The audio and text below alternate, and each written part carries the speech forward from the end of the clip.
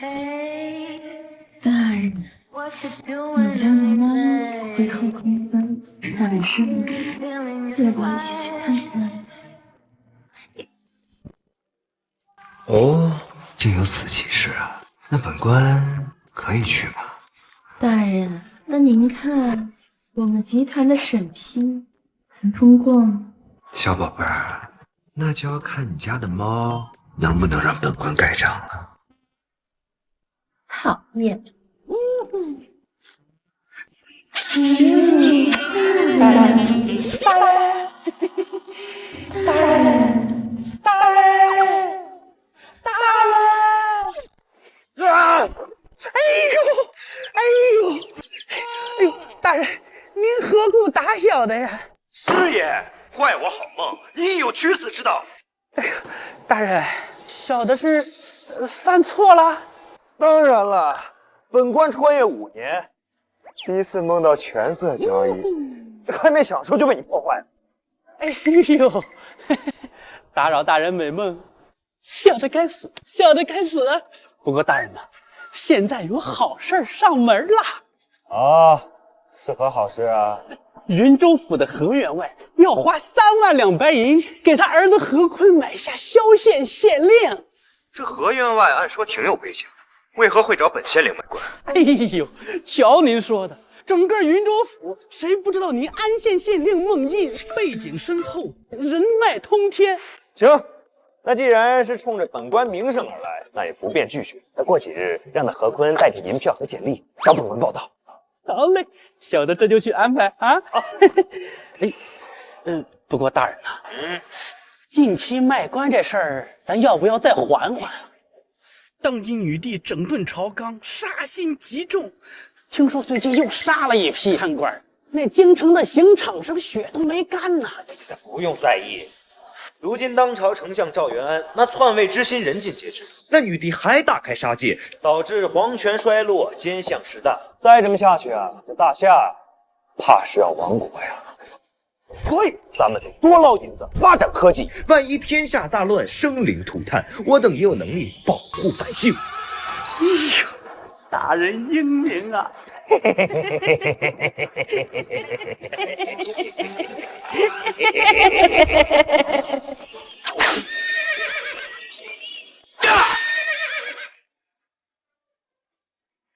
皇姐，为何突然微服私访啊？自朕登基后，大夏内有赵元安这等奸相作乱为祸，外有大越、匈奴等蛮夷之地侵略疆土。虽然有神威元帅保卫国门，朕也杀了一批又一批的贪官，但百姓还是流离失所，民不聊生。所以朕打算亲自到民间寻找治世能臣，重振朝纲。可微服私访，为何来这云州？因为这些年唯有云州粮食多产，税收稳定，无冤无灾，定是有能臣之理。明白了。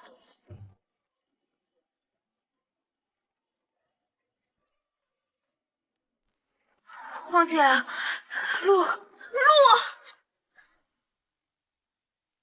皇姐，路，什么路？停车！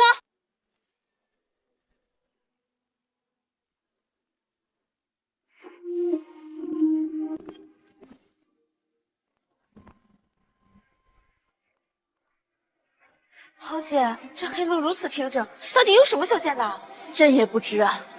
哎，老伯，请问此地是何处？脚下的路又是何物？此地啊，是云州的安县。这条黑路啊，叫马路，是由水泥浇灌而成的，是我们安县县令孟印所造。单凭此路，这朝中的贪官奸臣一辈子都比不上这孟县令。这孟印绝对是个大才。是啊，这可是县令孟大人的功劳啊！姑娘，顺着这条路往前走10里地，就到了安县县城。姑娘可以到县城里看看。这孟印定是朕要找的治世能臣。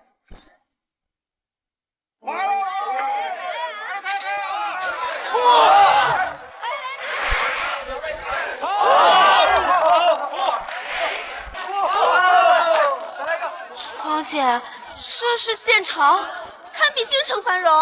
观此地百姓面色红润，必定是安居乐业，生活富足。这梦印当有丞相之姿。是啊是啊，那个赵元早就该下台了。有好多好吃的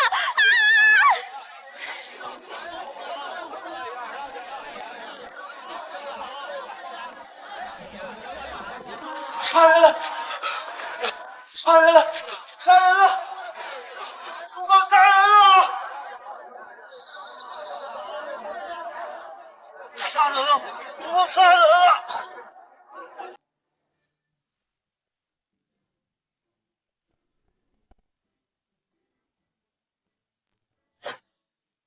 张三敢欠我花二娘的银子不还，让你拿命赔！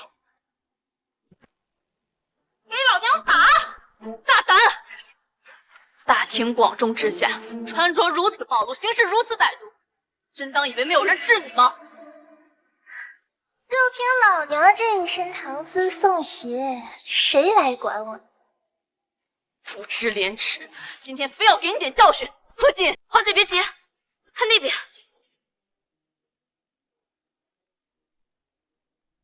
大胆，给我封锁赌场，把这个官二娘押送至官府，等待判案。别动手！我跟你们孟大人有交情。给我走！不错，不愧没有包庇花二娘，想必这梦印定会关停毒坊。哼，关停赌坊，说笑呢。这赌坊可是孟大人入股的。你说什么？你说梦印是贪官，可有证据？这有什么证据？这安县的青楼、赌坊、酒楼，哪一样不是孟大人入股的？哦，对了，还有这孟大人建的工厂、修的马路，都是为了赚银子。这历朝历代还没听说过有哪个贪官能比得过他。散了，走吧。原以为这梦印是治世能臣、丞相人选，却没想到竟是一位人尽皆知的大贪官，真是留你不得了。皇姐，这有点不对呢。若梦印真的是贪官，百姓对他应该恨之入骨才对。可我看他们都不在意。那又如何？只要是贪官，一律杀之，绝不能让霍乱根源活着。可我总觉得有问题，不如先去看看梦印断案之后再说。也可。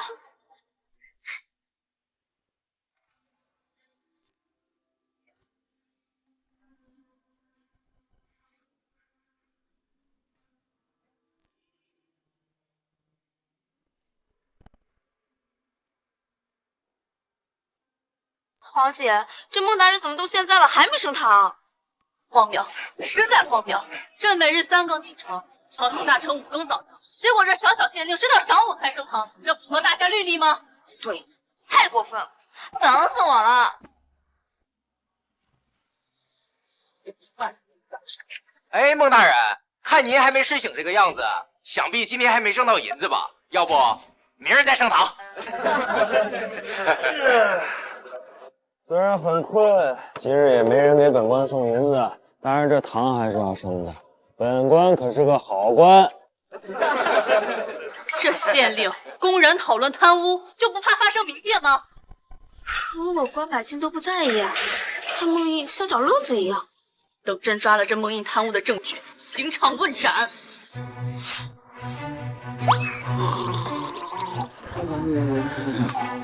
现在本官清醒了，升堂！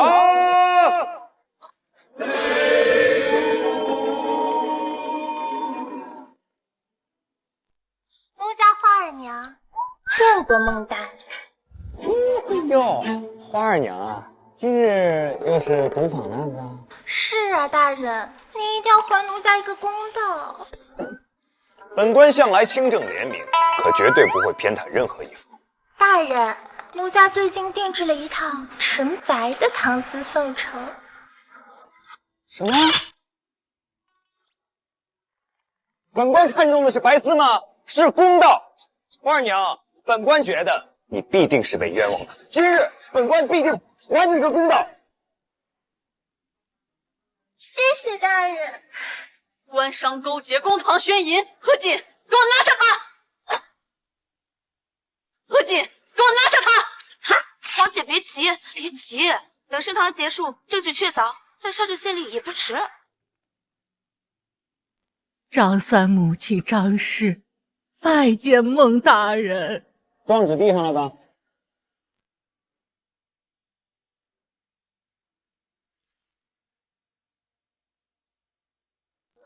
这状纸本官看完了，毒坊殴打张三致死，5座尸检，轻伤12处，头部1处致命伤，人证物证俱在。花儿娘，你是否认罪啊？大人，奴家冤枉啊！张三头部那伤是他自己醉酒撞的。撞的？那你们为何还打他呀？张三欠我们毒坊300两不还，想要消债，便借酒胆前来闹事打砸。我们打他，完全是属于自卫呀！是花二娘颠倒黑白。肃静！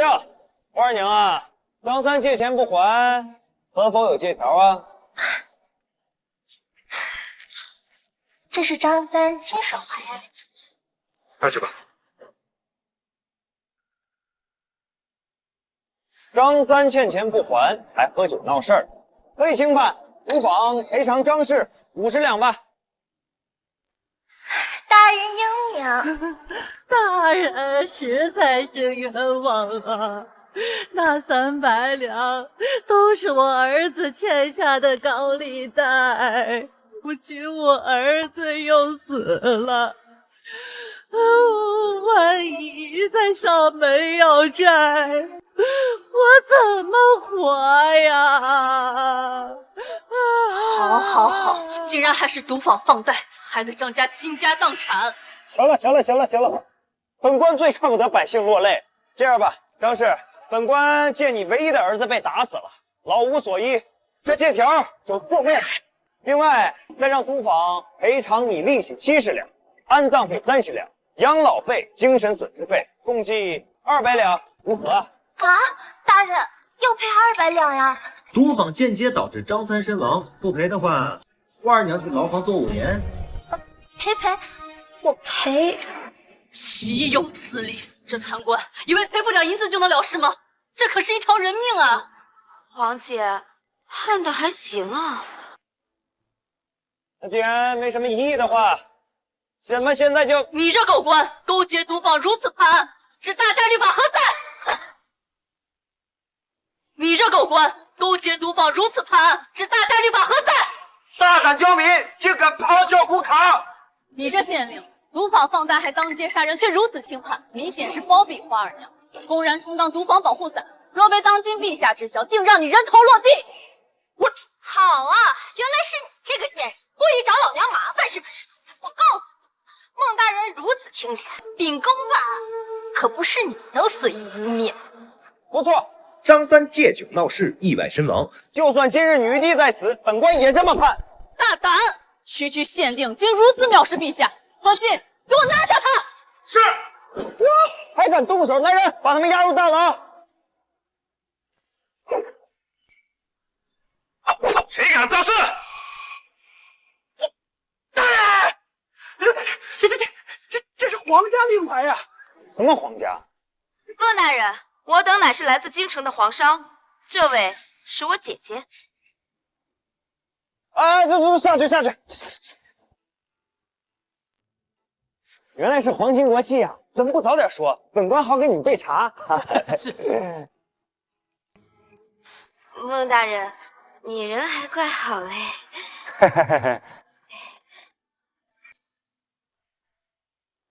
孟大人，你要好好判案哦，不然被陛下知道了会被杀头的。本官也没判错呀。还敢狡辩？按大夏律法，这个案子必须关闭赌场，涉案人员一律死刑，以命抵命，还死者母亲一个公道。真是胸大无脑，跟那个女帝一样。你说谁无脑？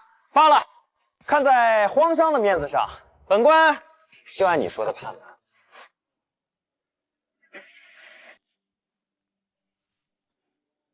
本官宣判，毒坊放贷，当街殴打张三致死，花二娘以及毒坊涉案人员一律死刑，明日刑场问斩。大人饶命啊！奴家上有老下有小，可不能死啊！大人。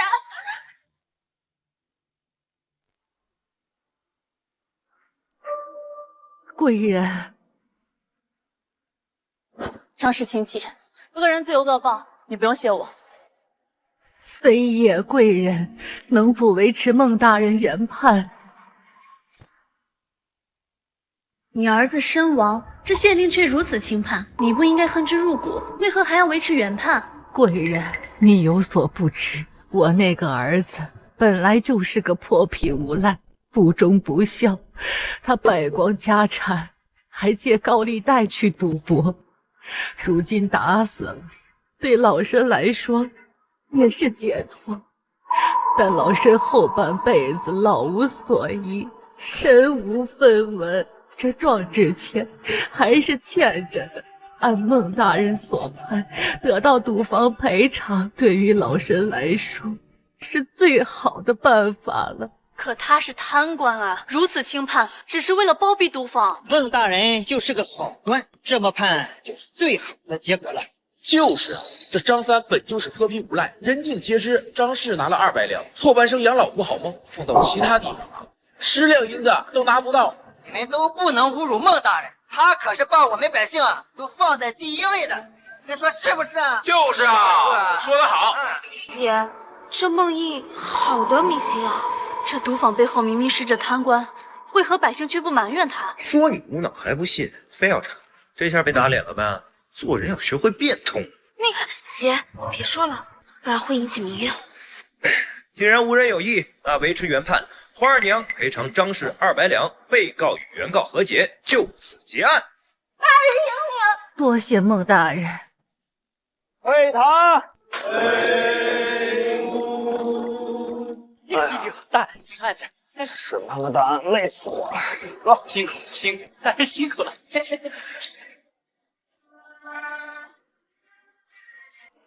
真想不明白，这贪官明明是赌坊的保护伞，为何拿他没办法？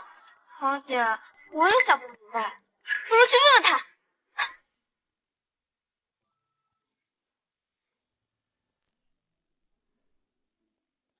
大人，今日堂上的2位皇上上门拜访来了。哦，快，请进来。好。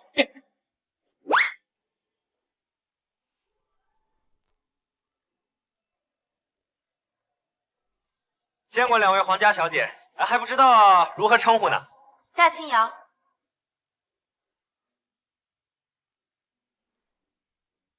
夏微月，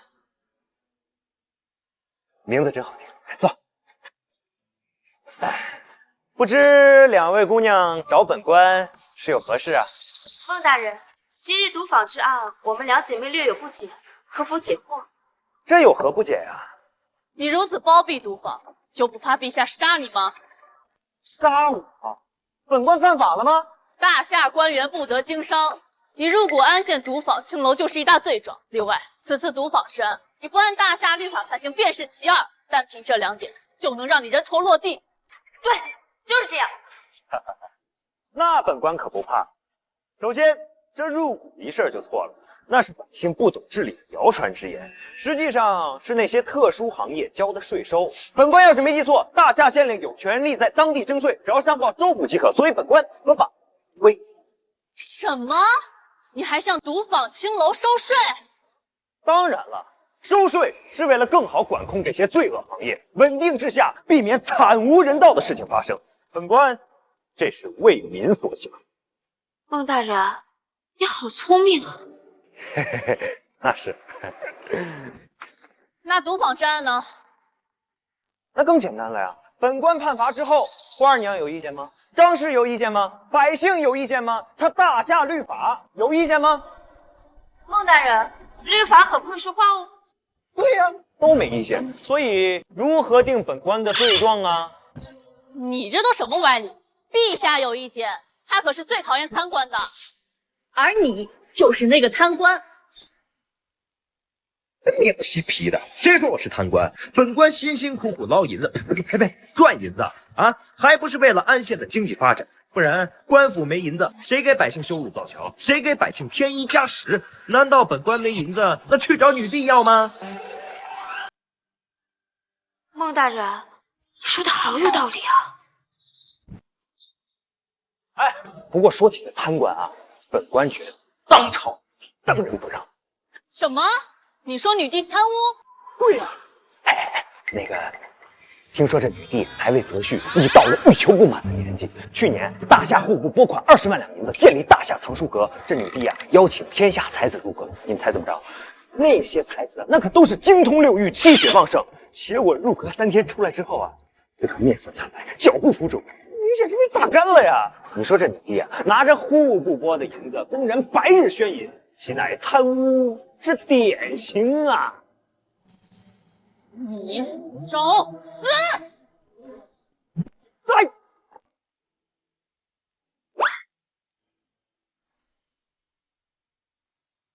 夏威月是吧？你打本官作甚啊？谁让你思想那么下流？藏书阁的才子是因为考试而导致的。真是呀！啊，算了，本官不跟你这个女帝脑残粉计较。我先消下肿，你坐着。皇姐，这孟大人真有意思。当贪官还贪出道理来了，等朕搜集到证据，马上宰了他。可是皇姐，孟大人的道理很对呀，而且很有用的。那朕先放他一马。大人，大人，大人，大人，大人，那怎么了？哎呦，大人，河员外的公子何坤到了。有人上门送银子了，快带进来。好。皇姐，孟大人又要贪污了，先看看。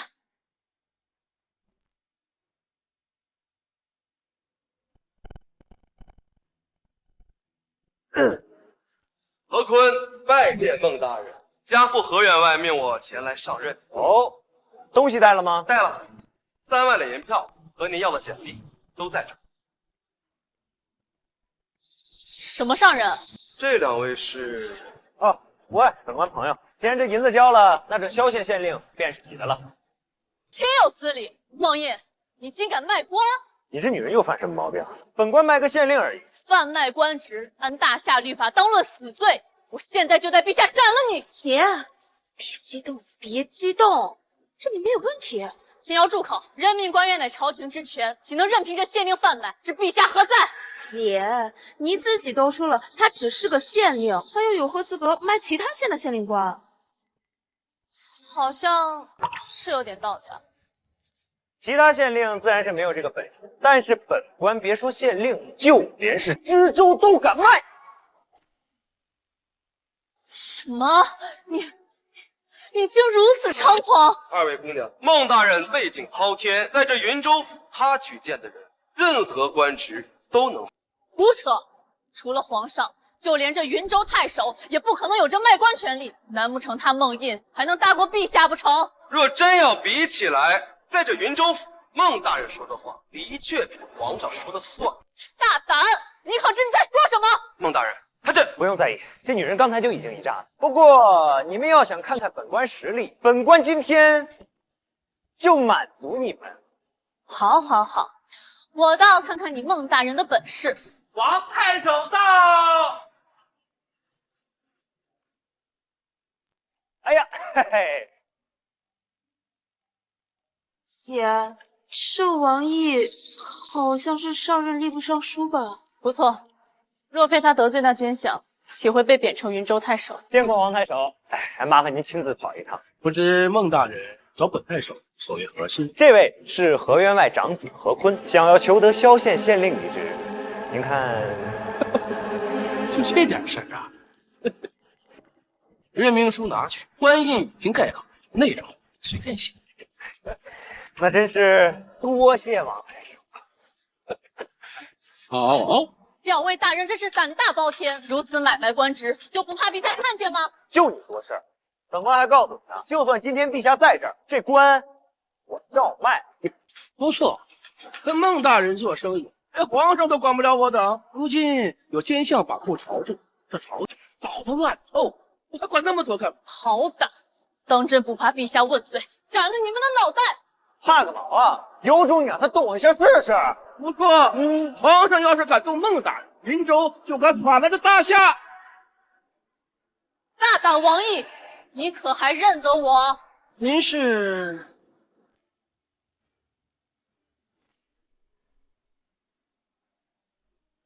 今日朕登基为帝，愿大夏国泰民安，天下太平。吾皇万岁万岁万万岁！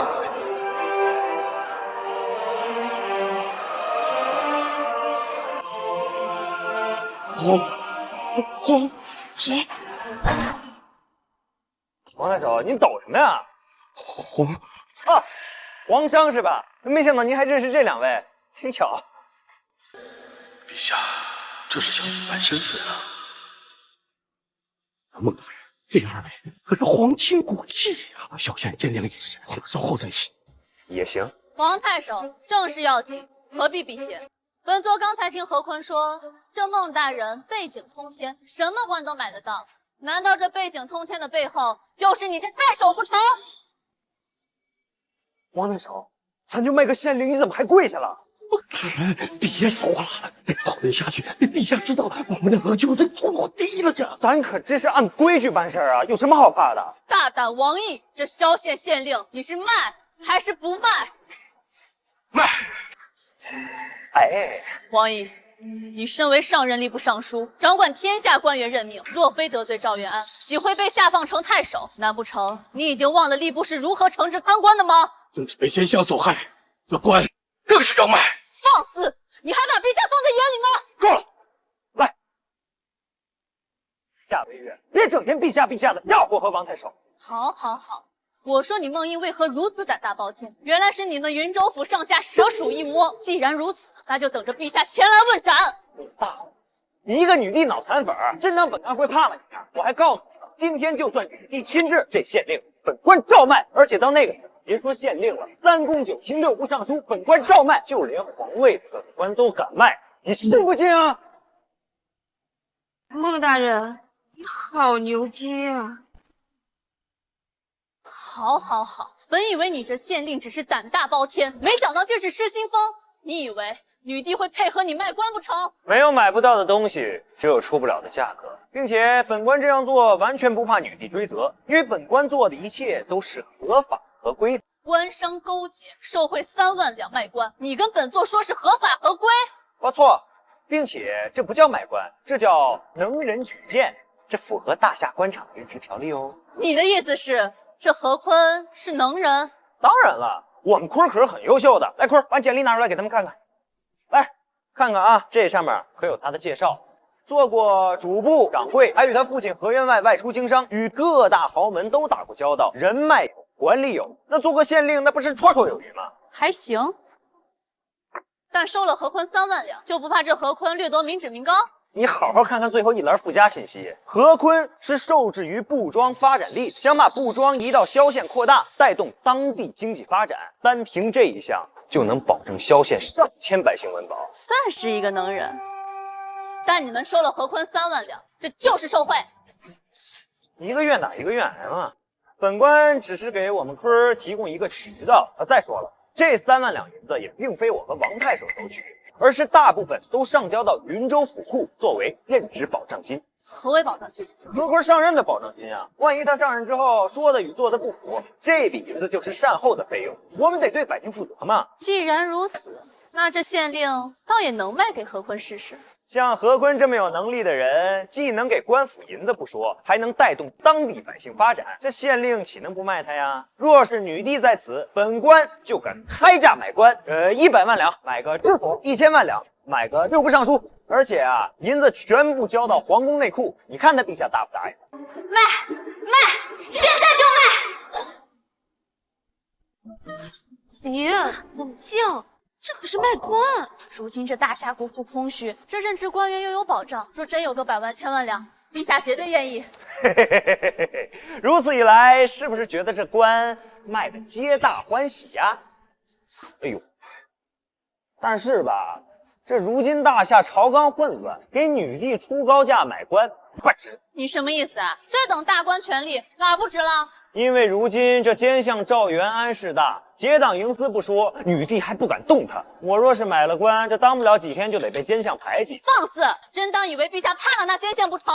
本官自是知道他不怕，甚至知道女帝担忧，若是直接动了赵元安的话，大夏朝纲会直接崩塌，到时候百姓会更难过。既然你都明白，又为何会这么说？我说什么了？所以本官说这女帝脑残嘛，只要是整点人，这手拿下点力，单凭卖官这一计，国库就能进银子，而且还能扶持一批皇家掌握的富有官吏。这除了稳定天下人心，还能对抗奸相。但那女帝天天就知道杀贪官，搞得官官子民，谁还敢卖官啊？王毅，您是上任吏部尚书，卖官一计有何见解？当年奸相陷害本官，就是为了吏部任命百官的权力发展等语。若能放开卖官之策，不但能招取能人，扫除朝中大片酒囊饭袋，还能限制奸相党羽。此举真是一举多得，不需要动用一兵一卒就能压制奸相。王毅，若我启禀陛下，让你重回吏部尚书之职，您可有把握制约奸相？若是之前，王毅自然是没有丝毫把握，但如今若能重掌天下官员任职之权，必有把握遏制奸相党羽。我的个乖乖！你比本官还牛逼啊！这休书一封，王大人就能重回吏部尚书了？当然，我才是背景通天。孟大人，我姐姐可是很厉害的。皇姐，你真要让王毅重掌吏部尚书？如今赵元安那奸相声势浩大，必须得有人制衡他。看遍朝堂，唯有卖官之计最为适合。明白了。不过我发现孟大人卖官还是贪污了，因为有一部分银子还是被孟大人称为介绍费进他口袋了。朕早就发现了，若不是大部分银子都入官府府库，朕今日就宰了他。孟大人贪的真有意思，无论是赌房收税还是卖官收银，全都交到府库里，这跟直接把银子送给皇姐你有什么区别？这孟印的确是一个人才，朕还真不能宰了他。陛下小心！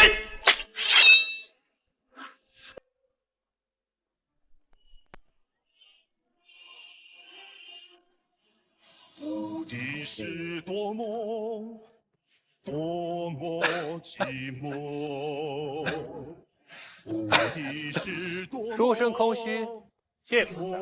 天下五绝之一，大乐书生空虚公子。正是在下。你这书生来此处何事？有人出了一笔，特邀本公子采取小点心。大胆！你可知本座是谁？乱臣贼子吧！想东陛下先过我这关。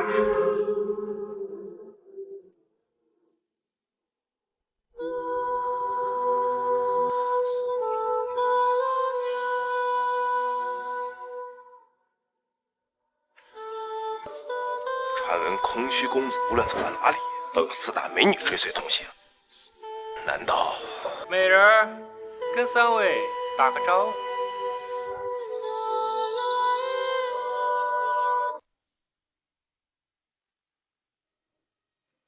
春兰、夏荷、秋香、冬梅。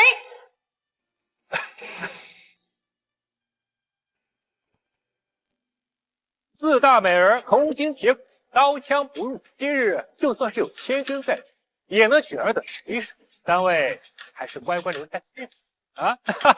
陛下快走，属下只能争取侦查时间。该死！别让朕知道谁是幕后黑手，否则炸他十族！走！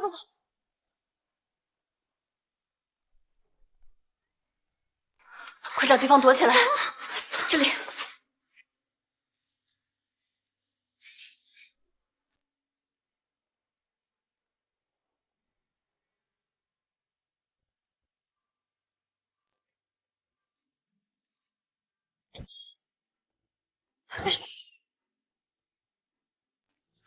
下个月也好骚啊！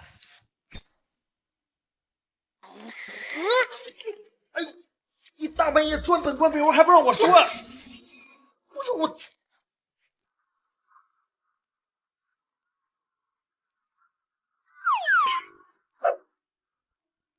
刺激啊！你们俩想跟本官玩一龙二凤？孟大人别说话了。干嘛呀？本官一个清清白白小伙子，岂能如你们俩如此糟蹋？糟蹋就算了。还不穿黑白双姿，本官岂能忍气吞声？别喊了！不是你们到底什么意思啊？真当本官是随便的人啊？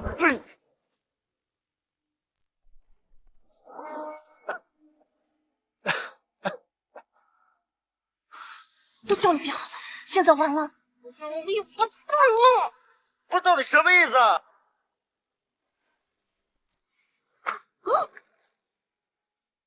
两位姑娘真是好兴致，这个时候还不忘欢，不如考虑考虑本公子如何？你谁啊？本座空虚公子。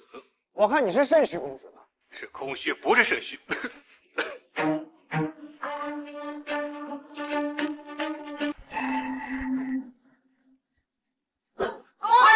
四大美人任务完成。我靠！你从哪儿拔的刺客老头？找死！敢侮辱我四大美人！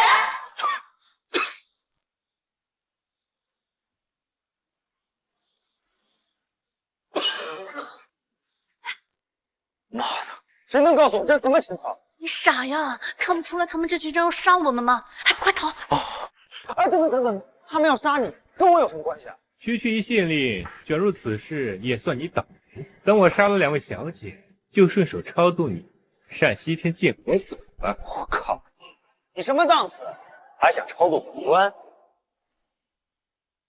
你什么档次啊？还想超度本官？就凭我是空虚公子，肾虚公子是空虚公子，肾虚是空虚，寂寞空虚的空虚，不就是空虚？都说的是肾虚。混蛋，你耍我！你还挺聪明。孟大人，这些人都是高手，再不走真要没命了。不走，这可是我地盘，要是走了面子往哪儿放啊？你要是敢动我，我就让你去见佛祖。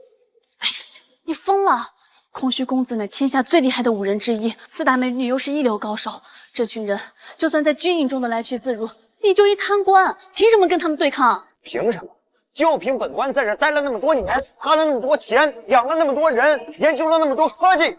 你这县令还真是口出狂言，放眼整天下，还没人敢说送本公子去见佛祖。既然你想死，那本公子就成全。慢着，动手之前先让我给菩萨上炷香，免得犯下杀生之罪。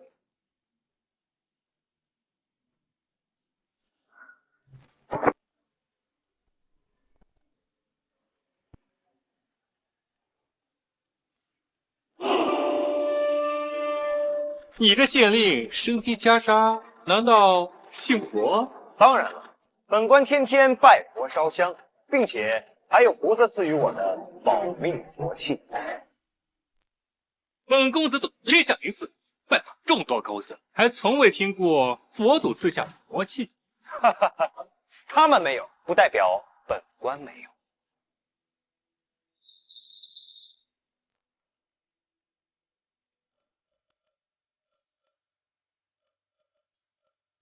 求神，求神，求親友，求媒人，求觀音劍跡菩薩保佑愛神，今日本官被迫無奈，要犯下殺生之罪，望菩薩體諒。如此生死关头，你还想着上香？你还要不要命了？孟县令，你是不是因为贪污太多，所以临时抱佛脚，心虚求菩萨原谅啊？瞎说什么呢？本官的银子赚的是坦坦荡荡的。好了，菩萨已经允许我动手了。哈哈哈哈！你这佛造型如此怪异，以本公子看，必是结果。本公子还是送诸位上西天吧。想送本官归西，肾虚公子，你可听闻南无加特林菩萨？南无加特林菩萨。什么假的菩萨？本公子未曾听闻过，孤陋寡闻。此等菩萨连本官都要敬畏，本官手中这加特林便是菩萨赐予我的护身佛器。就凭这堆破铜烂铁，也敢自称是佛器？你懂个屁呀！真正的佛器不在外观，而在内蕴。此物名为南无加特林，一吸3600贯，就算面对千军，杀人也如草芥。我劝你速速退去，否则让本官平遭杀孽，担当不起呀！哈哈哈哈！本公子还真是无语，就凭你这堆破铜烂铁，还真想杀了本公子？什么佛气，什么菩萨？你这县令说了这么多，不会是想拖延时间搬救兵吧？姐，我们有救了！王爷，救兵什么时候到？若是能干掉这书生，本座记你大功。啊？什么救兵？哪有救兵啊？就这几个人，本官一个人就能干掉了。那你凭什么能干掉这群人？四大美人可是刀枪不入的。什么年代了，功夫好有个屁用啊！姐，我还这么年轻，要死在和尚手上了吗？蒙毅，本座认识你，真是倒了8辈子血霉。四大美人听令，杀了他！趴下！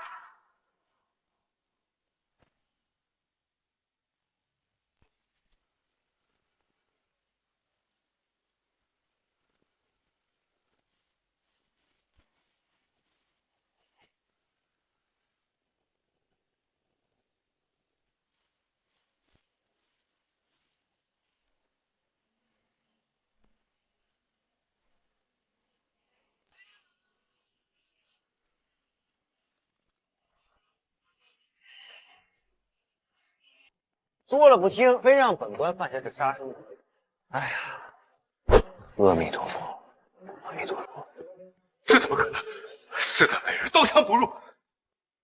哎，起来吧，解决了。下为月，下青瑶。穆大人，我这是死了吗？没死啊，好好的。四大美人就这么被你杀了？我靠！我南无加特林，一袭3600转，哪个碳基生物能挡得住啊？这可真是可敌千军的佛器呀！我甚是喜欢。你卖不卖？卖。现在本官手上就这一把。你不是喜欢银子吗？我出10万两如何？此等佛器在我的手中才能发挥更大作用。10万两，本官随手一摊就有了。这加特林要用银子作价的话，最起码得1000万两。1000万两，这可是大夏1年的国税啊！我靠！本官这些年投入科研的银子不计其数，1000万两卖你算便宜的，要换其他人没有3000万两免谈。那你怎么着才能卖吧？对于本官，只要价钱合适就可以买卖。要不然，我把青瑶嫁给你。姐，你干嘛？大胆！你竟然敢挑战本官软肋！你不愿意？我愿意，毕竟本官还未娶妻。这真是便宜你了。京城不知有多少公子哥都想着我们家青瑶呢。那这加特林也不用买了，就当娶青瑶的聘礼了。一言为定。不行，我还没答应。夏青瑶，微月是你姐姐，能够代表你的长辈，所以从此以后你就是本官的老婆了。不行，孟大人，我姐瞎说的，没瞎说。就是这，你们当本公子不存在吗？看着本公子的面堂去说呀！怎么把你给忘了呢？肾虚，你要不要出个招，试试我这加特林的威力啊？哼，本公子今日痛失四大美人，悲痛欲绝，不宜再战。今日先留尔等一命。人呢？想跑？快准！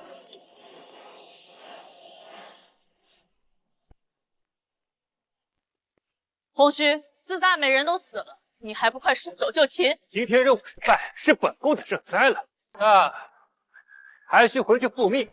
趁虚，你跟谁复命啊？这就不方便透露。红须，你若识相交代出幕后之人，我还能饶你性命；否则，孟县令让你求生不得，求死不能。啊，就是如此。哈哈哈哈哈！别以为佛系在手就想伤我空虚公子儿那么简单。这是他的成名绝技——一剑飞仙。我靠，还会飞！孟县令，来日你入我加特林办生，本公子必须你血染人头。靠，今日是留不得你了！你等着，有种别跑！哎，你。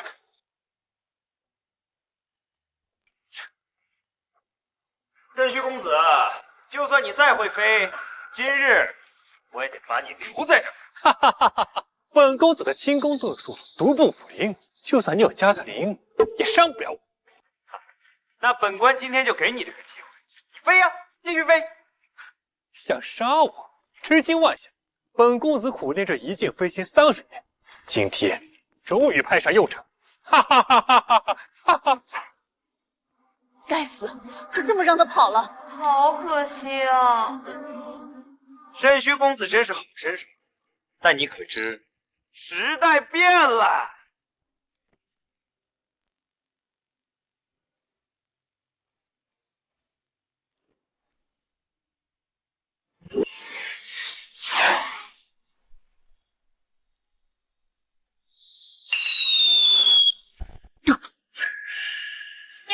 忘了告诉你了，除了加特林，还有这个火箭筒，也是菩萨赐予我的护身佛器。天下五绝之一的空虚公子，就这么死了？火箭筒都发射了，岂能不死啊？不过这家伙还真是个高手，还能留得全尸。这换成别人啊，早就尸骨无存喽。这火箭筒我太喜欢了，你卖不卖？你怎么跟个渣女一样？刚才喜欢加特林，现在喜欢火箭筒，见一个爱一个。就喜欢怎么着？你就说你卖不卖吧？卖啊，只要价格合适都可以。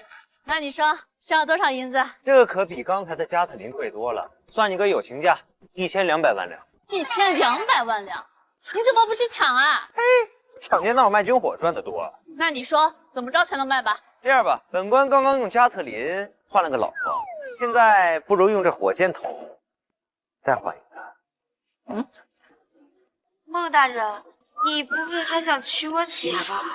有什么问题吗？这可是火箭筒，只用它换夏微月，往后倒退1000年都没这个。放肆！就算全天下的男人都死绝了，我都不会嫁给你这个贪官。没得谈喽，那不卖了。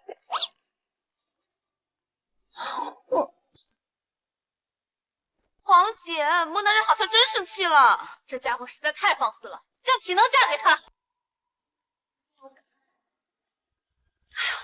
孟大人，再给你介绍几个大家分享怎么样？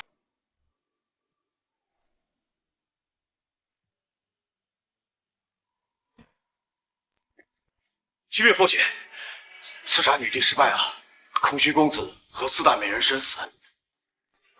空虚乃天下五绝之一，4大美人更是铜筋铁骨，刀枪不入，千军之中来去自如，为何会死啊？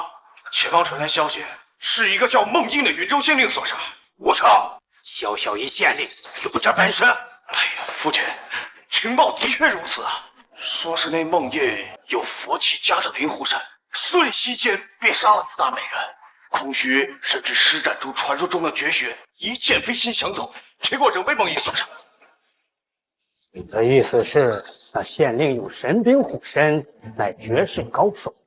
没错，女帝有孟英保护，想要用刺杀手段，绝不可能成功。岂有此理！好不容易找到刺杀的机会，竟然被这个小小的县令坏了好事。那个女帝是否还在云州？仍在云州安县。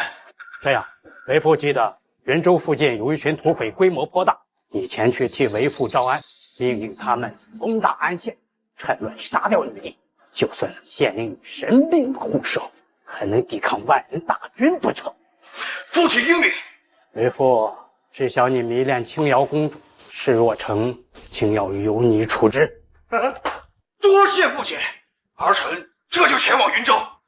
等等，那县令着实是个变数，以防万一，你去把婉儿叫来。是。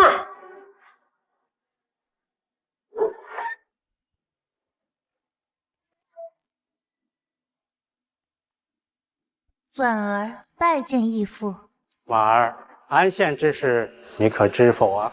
婉儿已知。好，你从小习练媚术，对男人了如指掌。此次你同钱玉前去，想办法钳住孟英，万万不可再让他坏了我等大事。婉儿遵命。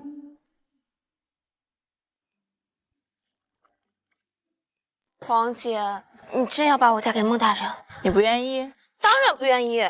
我看你们两个挺合得来的。可你只是为了加特林，那是物质的婚姻。再说了，我的彩礼凭什么要给你？反正你要加特林，我就不嫁，要嫁你自己嫁。朕怎么能嫁人？而且你是公主，为了皇室利益，你牺牲一下自己又何妨？这加特林对朕啊有大用。可恶！那你为了火箭筒，怎么不牺牲一下你自己？朕是皇帝，有问题吗？我不想。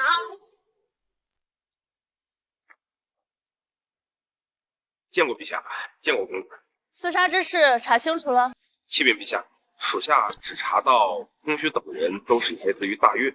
你这大内统领，办事真是越来越退步了。请陛下恕罪。不过陛下，属下还查到一事，与孟大人的佛器有关。哦，快说。据属下所调查，加特林火箭筒都出自于孟大人所建立的宪科院，安县内的马路、工厂也都出自于此。宪科院听起来怎么跟工部似的？回禀公主，的确如此。据属下调查，孟大人每年花高价聘请民间大将加入宪科院研究所谓的科技，而且每年的投入不低于1000万两。什么？1000万两？你确定？属下确定，因为这笔银子有账可查，都出自安县府库。一县府库竟然会有1000万两银子？不对，这贪官贪的钱都在这府库里，也就是说，这家伙拿朕的钱都投到这县科院了。王姐，这不是你的银子，是安县的。大厦都是朕的，银子也是朕的。那个所谓的县科院也理应是朕的，就连他孟翊也得是朕的人。不行，朕得去这县科院看看，到底是个什么东西，能如此耗费朕的银子。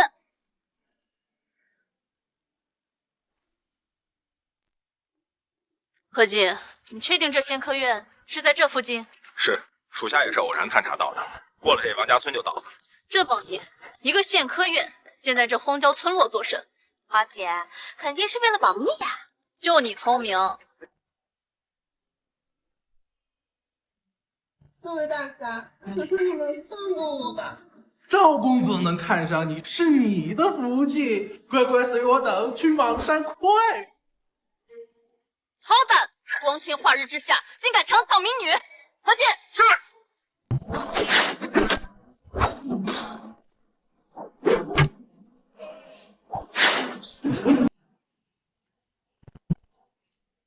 好好好，竟敢坏赵公子的好事，这巧！小女子多谢几位贵人相救。这是什么人，竟如此大胆？启禀贵人，这些都是来自莽山上的土匪，自号莽山军。这孟翊县令没派兵剿匪吗？孟大人曾有关注，可因这些土匪不来安县，所以未曾派兵。可今日这些土匪不知为何会来侵犯安县。是谁敢破坏本公子的好事？赵钱宇，你身为宰相之子，还敢出现在朕面前？想不到在这个地方能见到陛下和青瑶公主。听闻陛下前日遭遇刺杀，钱宇担心陛下安危，特意前来此处护送陛下回京。大胆！刺杀之事是你们做的。陛下，我父一脉都是忠臣，岂会做这种事？好，好，好，连你赵婉儿都来此地，怕是这赵元安迫不及待想取朕性命吧？陛下说笑了，我与兄长不过是来此处郊游罢了。你说郊游？这赵钱宇在京城为非作歹不够，还来这偏远村庄强抢民女。就是，你这家伙荒淫无度，比空虚公子还肾虚。依本公主看呀，稳稳得患柳之病。青瑶公主对微臣如此了解，莫非是想与臣共度良宵？好恶心，走开！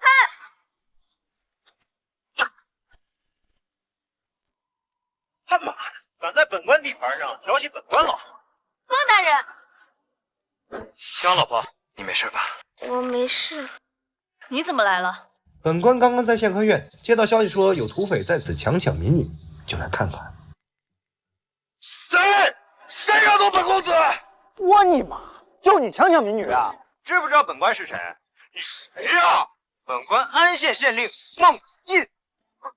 原来你就是孟翊。你知道本公子是谁吗？本官管你是谁呀？家父赵元安。谁？家父赵元安。再喊一遍。家父赵元安。哦，当朝丞相是吧？怕了吧？本官打的就是赵元安。卖出开断，这和咱们这种有什么区别？我看你是找死啊！还嚷嚷干什么？都给本公子杀了这个县令！在本官地盘上还能容一般土匪放肆？特种大队还在？特种大队在，给本官拿下这帮土匪！是。陛下小心，这些人堪比属下的大内精英。你没看错，大内侍卫可是千人挑一。属下不会看错，而且他们令行禁止，动辄成军，某种程度比我们更加可怕。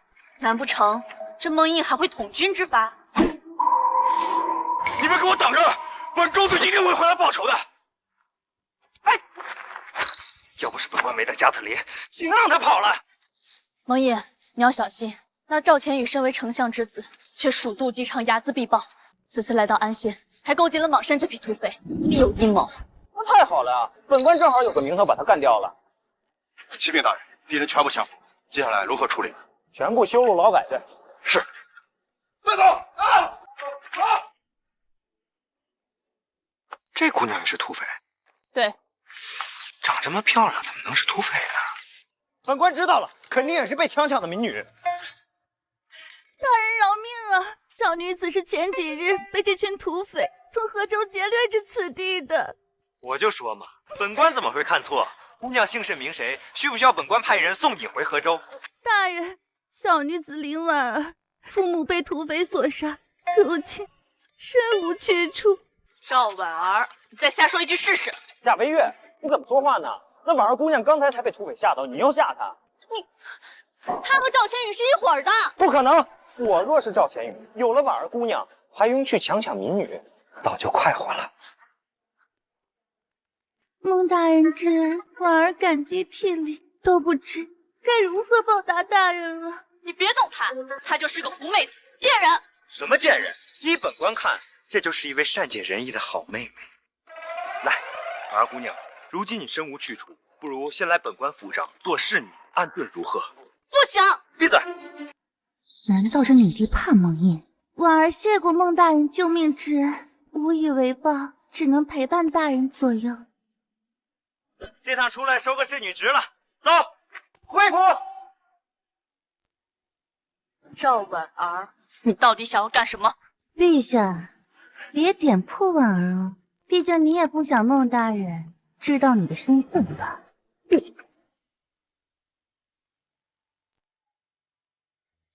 大人，力道合适吗？再用力一点。大人，为什么侍女要穿这么奇怪的衣服啊？这可是本官特地向花儿娘借的侍女服，一套唐丝宋鞋，咱们讲究的就是一个氛围。赵婉儿，穿着如此暴露，真是不知廉耻。蒙毅，你让他走，否则我和青瑶今日就回京。啊，微月姐，奴家有什么地方得罪您了吗？就是啊，那婉儿都这么可怜了，你还不允许她有个住的地方吗？大人对奴家真好。放心，你是本官的侍女，本官罩着你。谢谢大人。好，好，好，用美人计是吧？青瑶，给我上！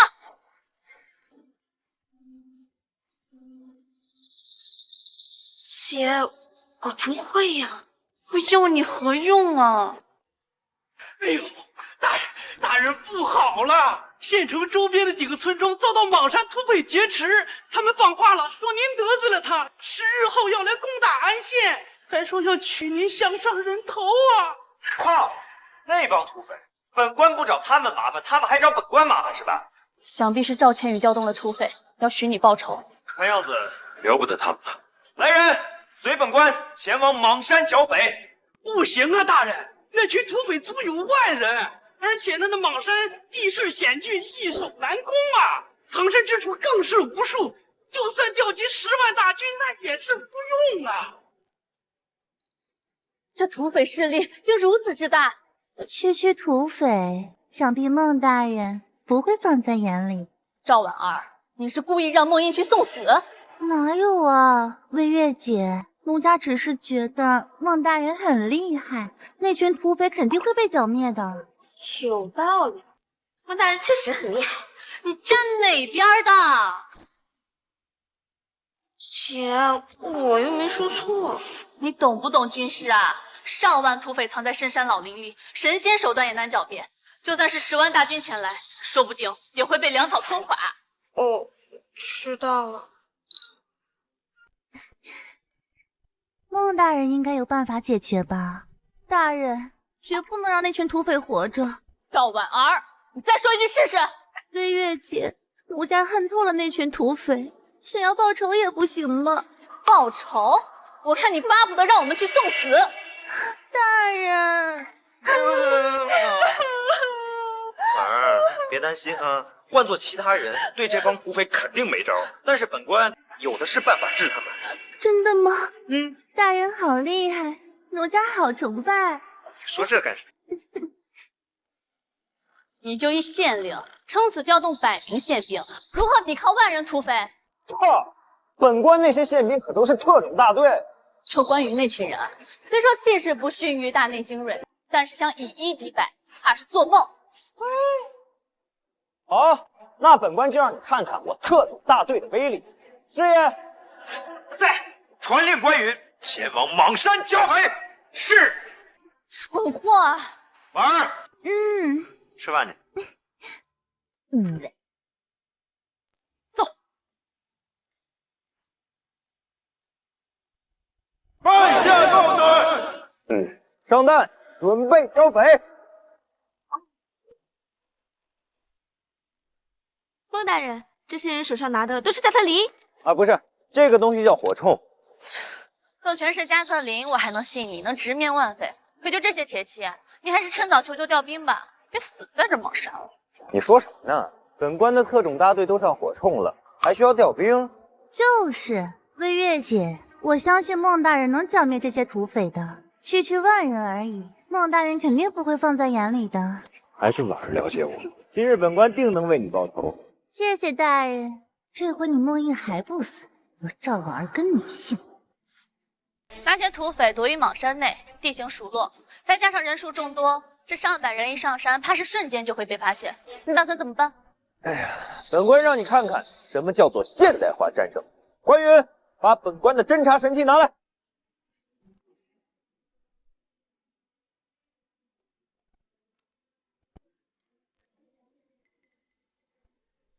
这是什么？这个东西叫做无人机。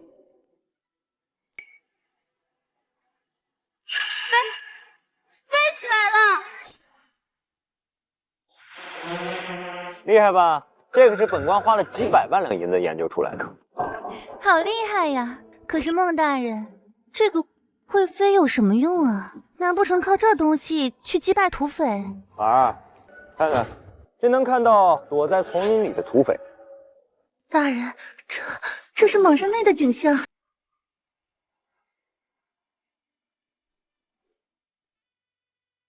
那这岂不是对土匪的位置了如指掌？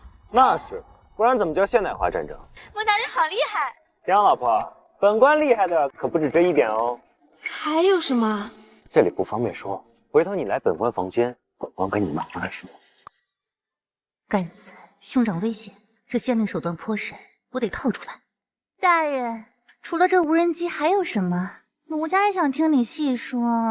赵婉儿，你不准接近孟大人！奴家贱人，再上前一步试试。孟毅可是青瑶夫君。那个家事回头再说吧，先干正事啊！当然了，有邙山画面还是不够的，为了行动一致，咱们还得加强通讯。关羽，发放对讲机。孟大人，这是何物？这叫对讲机，手持此物的两人能在方圆10里内联络对方，正好覆盖邙山范围。千里传音，这不可能。谁说千里？10里还是没问题。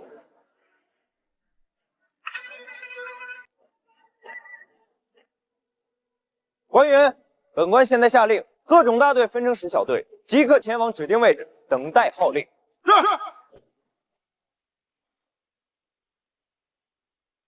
1号小队就位，等待孟大人指示。2号小队就位，等待孟大人指示。此乃指挥神器，行军打仗若是有这东西，岂不是即刻调动军令？所以说时代变了，所有人听令，向指定位置前进，开始剿匪。赵公子，待本王明日粮草筹备完毕，我就带弟兄们下山攻打安县。好，若大事可成，我必上报父亲，为李大王赐官加爵。多谢赵公子。不过，本公子担忧那县令孟烨会不会趁机进攻邙山。赵公子说笑了，他一个区县令，怎敢带兵？何况我邙山地势险峻，易守难攻，就算来10万大军，本王也能守得住。就凭那县令，如何攻打邙山？大王，不好了，安县兵打进来了，弟兄们损失惨重。什么？一群废物！对方人多，不会躲避保县。大帅，前朝弟兄们都死完了，而且都没看到对方是谁。没看见对方是谁，人就死没了。对，死的群那边脑袋上还有个小洞，不知道被什么杀的。难道是加特林？赵公子，什么是加特林？根据情报，此乃加特林菩萨赐予那县令的佛器。此佛器杀人如土狗，一击3600转，就连五绝之一的空虚公子与4大美人，眨眼就被击杀。世上竟有如此利器，那县令岂不是无敌了？大王莫慌，此佛器梦印只有一件。我们邙山人数众多，况且利用地形优势，耗也能耗死他。就是这个道理，待本王亲自去。走。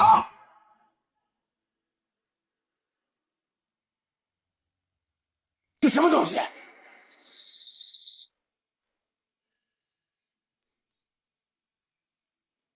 怎么回事？对方人呢？李大王，这邙山不安全了，弟兄们会被耗死啊！不如全部下山，先攻打安县，拿人数耗死他们。好，本王定要斩下那安县令的人头。上！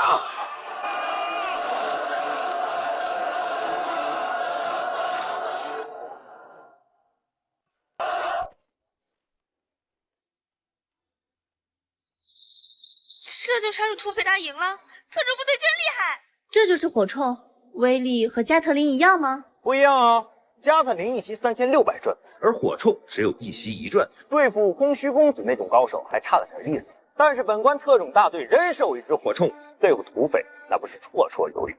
区土匪罢了，怎能难倒本关？婉儿，你说是吧？啊，是，孟大人真厉害！该死的县令，哪来那么多手段？兄长怎么还不出手？哼，赵千羽这回死定了！当然了，本关要把那小子大卸8块。孟大人，这特种大队虽然厉害，但此地还是不宜久留。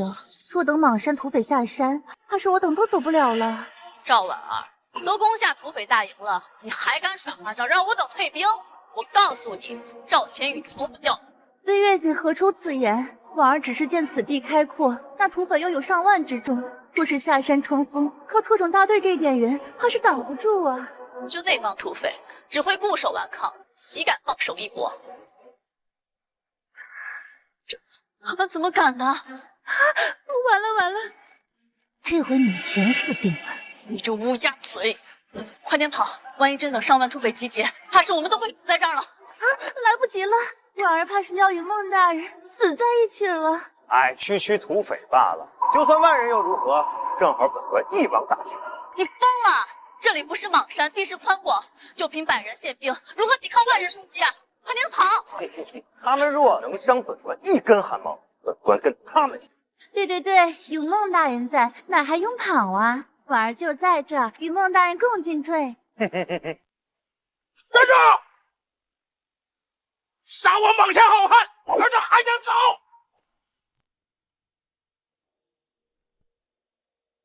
土匪就土匪，还好汉？你就是县令孟烨，今天我就拿你人头祭奠我死去的兄弟！哼，你这贼手，本官劝你乖乖束手就擒，接受劳改，否则本官若动起手来，尔等性命不保啊！哈哈哈！笑话！想取本王人头，问问兄弟们答应吗？孟烨，别以为有加特林护身便可无忧，看看吧，邙山有数万好汉，堆也能堆死你。赵千羽，你乃丞相之子，却勾结土匪攻打县城，这等造反之罪，你爹都保不住你啊！啊？谁勾结土匪了？本公子只是知道莽山好汉与你们有仇，特意前往此地调解恩怨罢了。梦叶啊，你最好识相点儿，乖乖给本公子磕头认错，还能饶你一条小命。否则等莽山好汉全部出动，你怕是连尸首都保存不了完整的了。你可真够无耻的呀！不过既然知道本官有加特林，尔等当真不怕死？知道莽山的莽怎么来的吗？怎么来的？就是不怕死，莽来的！我靠！竟然比本官还嚣张啊！真以为你们人多，本官就治不了你们？不就是加特林吗？今天就是填上我3万兄弟的性命，也要全军县令的头巾。王爷，莽山土匪人数众多，士气正旺，此战攻心为上。你快把加特林拿来，配合特种大队的火冲，剿灭1000人后，土匪定会崩溃。啊？那得打到什么时候去？更何况本官也没带加特林。什么？你没带加特林？孟大人，那土匪冲来，我等岂不是完了？这回你梦叶还不死？别担心，本官带了其他东西。你把火箭筒带来了？没有，那火箭筒成本太贵了，对付这帮土匪，本官可舍不得。你加特林没带，火箭筒也没带，你怎么对付这帮土匪？你非要让我们死在这儿？别担心，本官自有办法。官员，带领兄弟们布置阵地。是。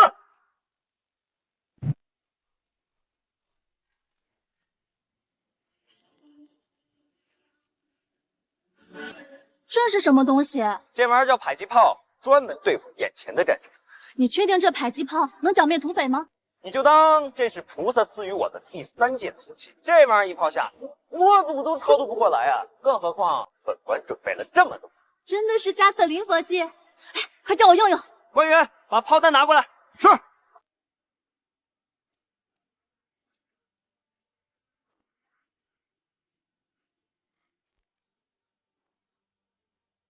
来，本官教你啊。这第一步呢，就是瞄准。是这样吗？对。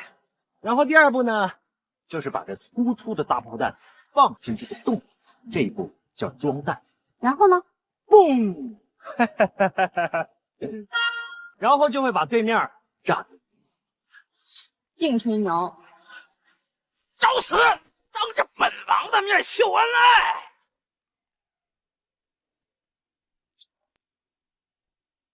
你不说话，没人把你当硬耳吧？本王单身30年，就讨厌你们这种人。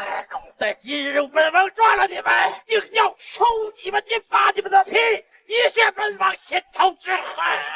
行了，知道你是单身狗，所以本官劝你识相点，速速离去，否则尸骨无存。你这县令，你当你真的是3头6臂吗？就你们这10几个管子，能阻挡我上官大军吗？真是头铁。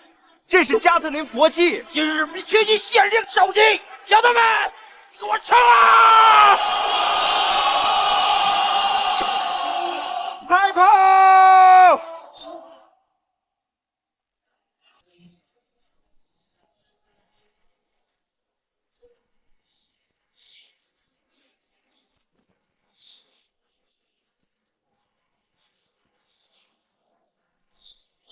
这是什么东西？这是本官弟兄甩他性命！本官说了，这可是加特林菩萨的工程神器。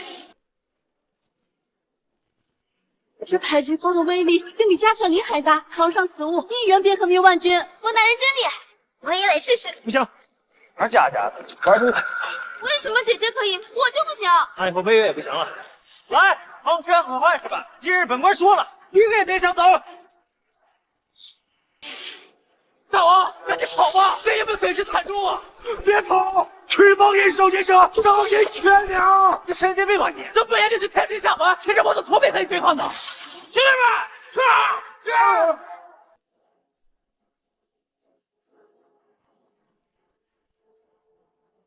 立刻，你答应过我父亲，要攻入这安县县城。闪开！本王岂能为了奸相纵身在此？不是土匪，你们怎么能这么不讲信誉？我信你话！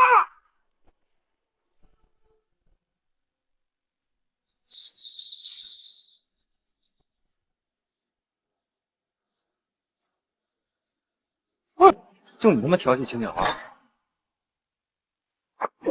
就你他妈调戏青鸟啊！孟县令，你不要冲动，我只是来调解莽山和你们之间冲突的呀。赵公子，你觉得你说这话，本官会信吗？勾结土匪，调戏青鸟，还让本官家里求饶是吧？我这赵元安有种你就杀了我！你真当本官不敢杀你？勾结土匪，攻打县城，这等造反之罪，天都救不了你。不，你不能杀我！陛下，我兄长不能死，你得救他。你在威胁朕？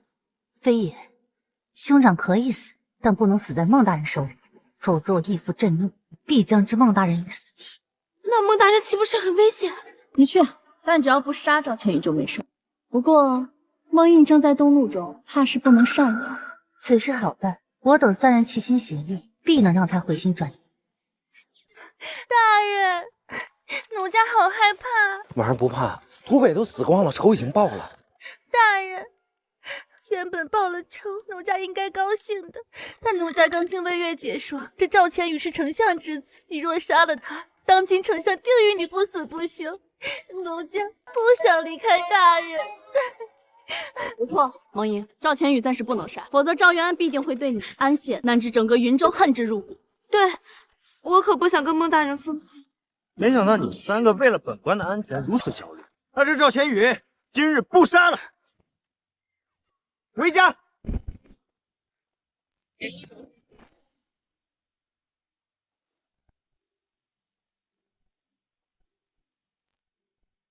哎呀，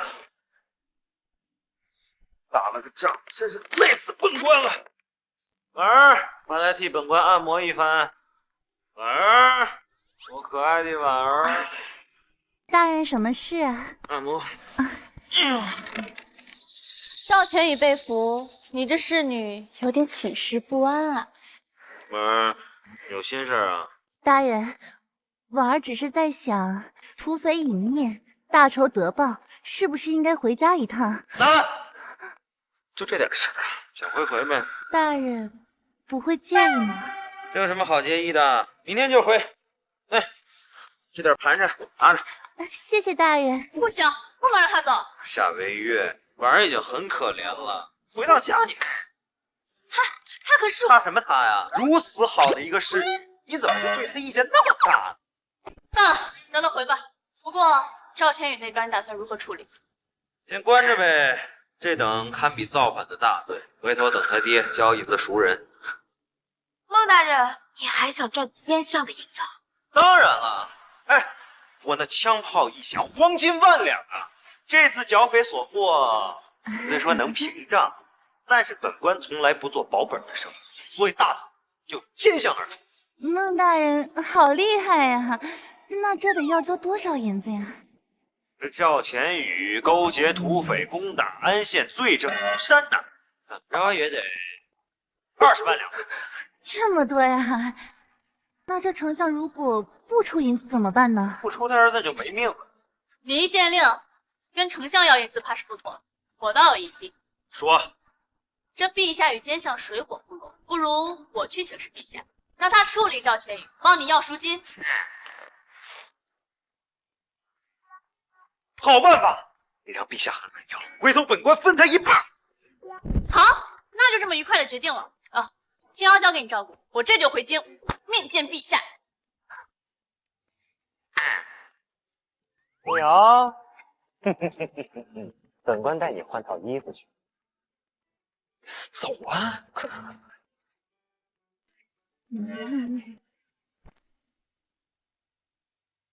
义父，事情经过便是如此。兄长任务失败，已被女帝押送至京城监牢。岂有此理！赵元安为相20年，第一次有人敢跟百姓要银子。那县令当然率领100名宪兵击退万人。义父，婉儿和兄长以及女帝青瑶公主亲眼所见。若如此，孟印必不能入朝，否则他将是下一个神威元帅，毁坏了本相大事。怕是已经来不及了。女帝已动了爱才之心，不久之后便要召孟印入朝堂。你不懂，女帝乃一介女流之辈，优柔寡断。据你所言，那县令乃一巨贪，帝岂能轻易如此让他入朝？不然何故隐身份？义父英明，这孟翳能文能武，属实难以对付。看来本相针对他的弱点动手。那该如何对付？历代贪官从来不会错过灾情，河州之地已爆发一荒2月，本官要河州太守一直封锁，从未上报朝廷。3日之后，我让他放开灾情。河州之地与云州相近，孟翳绝不会放过这次饕餮盛宴。到时候铁证如山，本官要让女帝亲手斩了这个孟翳。义父英明，晚上这就去办。不过兄长怎么救？只能等女帝提出条件了。千羽不得不救，这是赤裸裸的阳谋。这次本相认栽了，不过本相迟早会让女帝还回来的。天下大乱之后，计划也该启动了。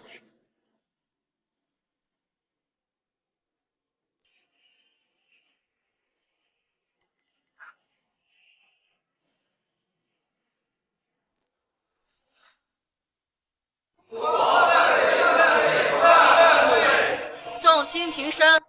有事启奏，无事退朝。御史大夫李同有事要奏。前日为陛下审阅诏令，宣云州太守王毅于京，重掌吏部尚书之职，此举怕是略有不足。有何不妥？王毅曾多次违逆赵丞相之命，阳奉阴违。哎，行了，你闭嘴吧。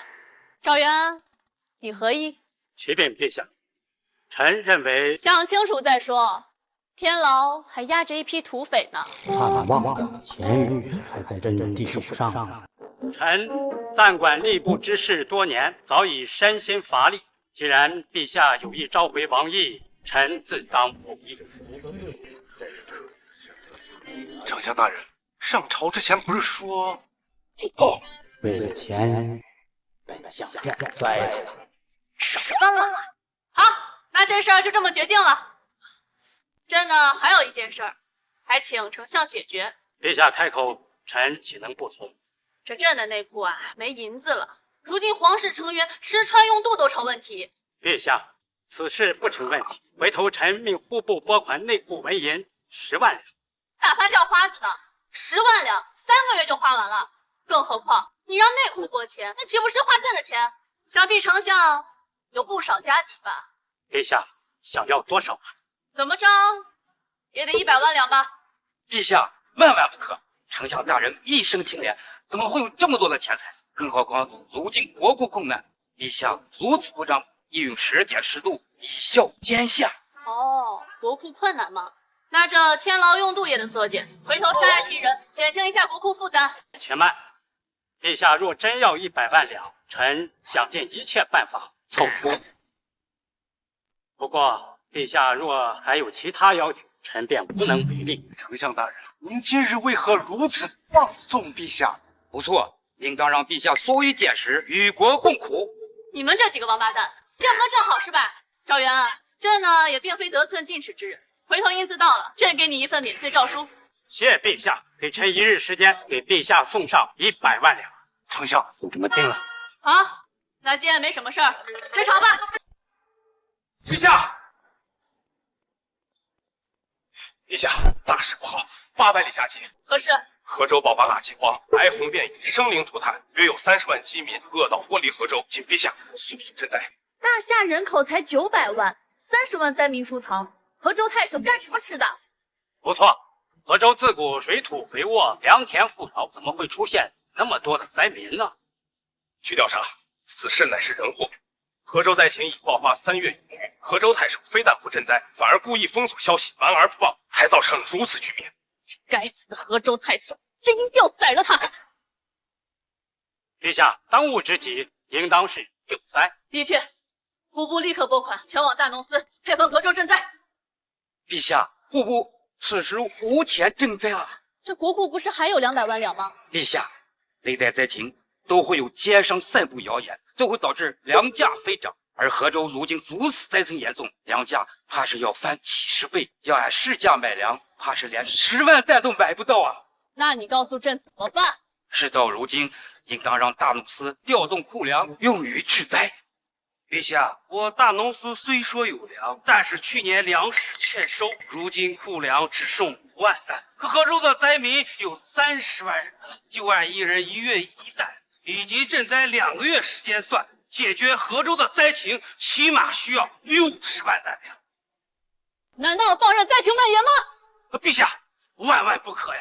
逃荒的灾民数量庞大，这恐慌的情绪一旦扩散到全国，怕是一发不可收拾啊！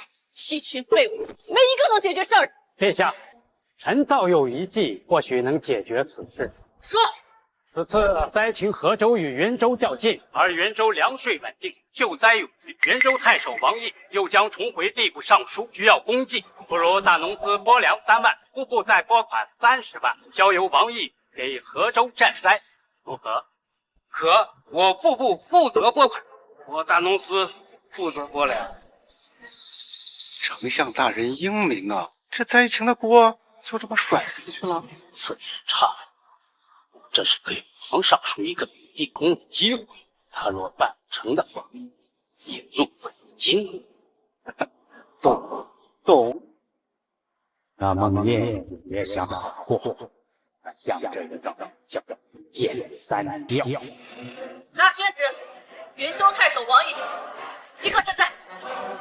孟琰，赵元安这奸相冲着云州去了，真希望你和王毅能好下此次灾情。小宝贝们，你们藏在哪儿啊？孟大人，我在这儿呢。孟大人，奴家在这儿呢。调，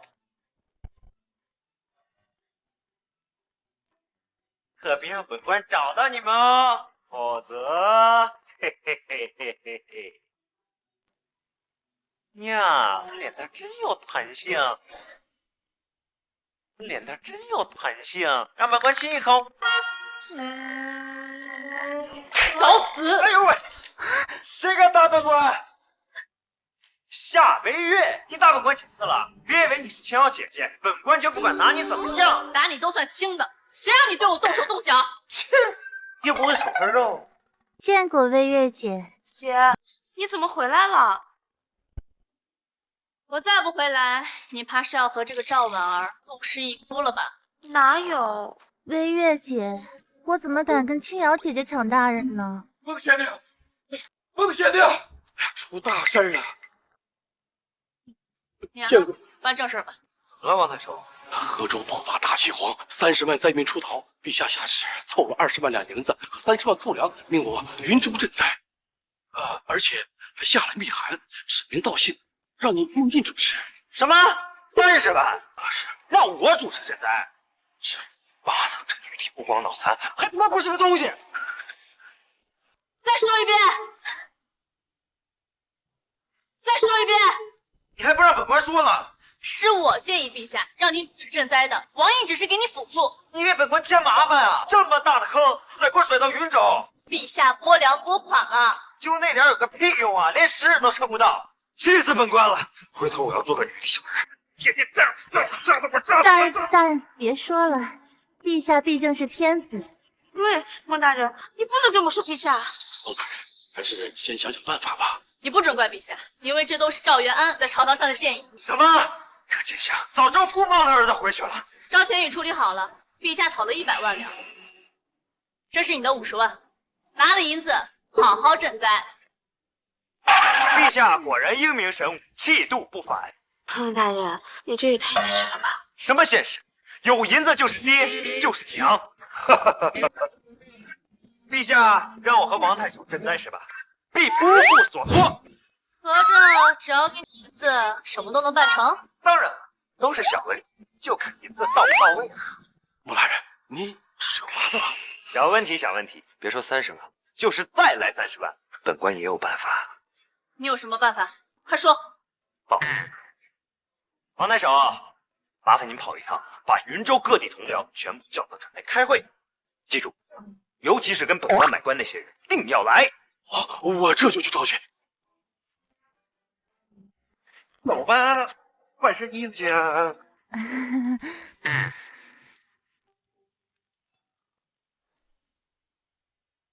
各位同僚，陛下下旨，令我云州筹粮赈灾，还希望各位大人恪尽职守，竭尽全力。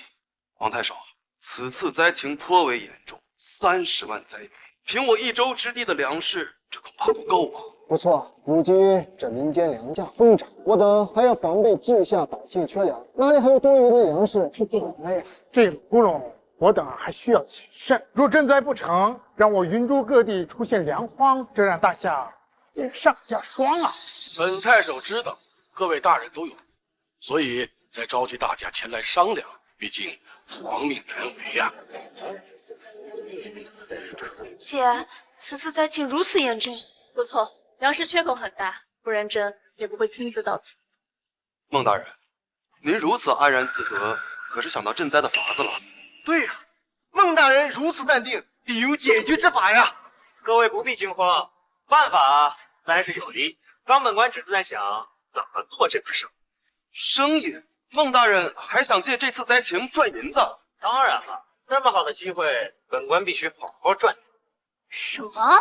还想借灾情做生意发国难财？你就不怕陛下斩了你？啊？生意不给做，那这灾情云州可不救了。你让陛下和奸相自己筹粮赈灾，就朝廷给这仨瓜俩枣，想白嫖我云州几10万担粮食，哪有这种？朝堂上的人都不是东西。陛下就是看我云州过了几年好日子，想挖我们老铁了。细数历朝历代那么大的灾情，哪有甩锅给1州之地的？行了，还是先赈灾吧。孟大人，还是说说赈灾的法子吧。王太守啊，如今我云州库粮有几何？这么多年，经过各位同僚的努力，我们云州粮库有精粮60万担。什么？云州有这么多粮，那岂不是可以轻易赈灾？大呼小叫什么呀？云州是有粮，但不能全动。这可不能动，那是云州这几年的储备粮，用来防备灾情用的。都是陛下子民，怎么还分地域？夏微月，你给本官闭嘴！人天陛下，陛下，若陛下真有能力，河州灾情还会发生吗？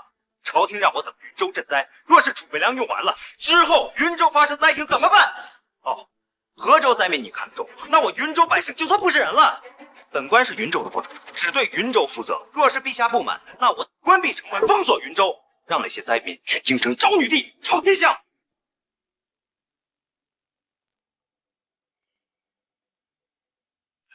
孟大人所言有理，无论如何，云州都要留有储备。不过这女帝前些日子为本官赚了银子，本官还是要给她个面子赈灾的。嘿嘿嘿。看我干嘛？看他呀！孟大人，所以王太守这次拿出1半库粮，总计30万担，去赈灾吧。好。不过孟大人，赈灾需要60万担，这还差1半的缺口啊！谁说30万担精粮全去赈灾了？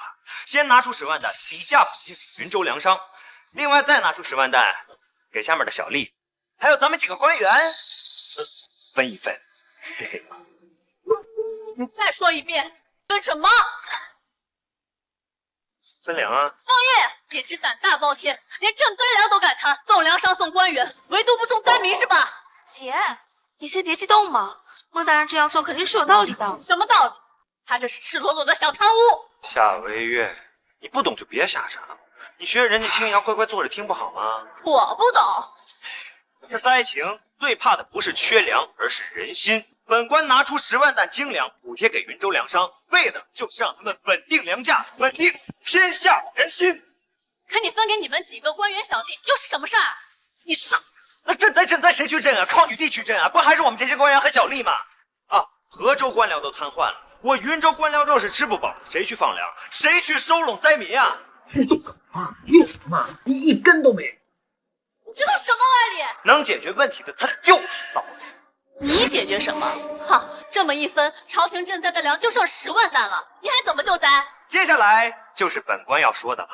各位同僚，你们大多数都是跟本官买官才做上的县令，都算得上是家境丰厚、人脉广大，所以这一次就要动用你们的资源了。孟大人，有事您吩咐。不错，我等相信孟大人。这次就算贴银子，我等也要解决灾情啊！不用贴银子，而且各位还有的赚。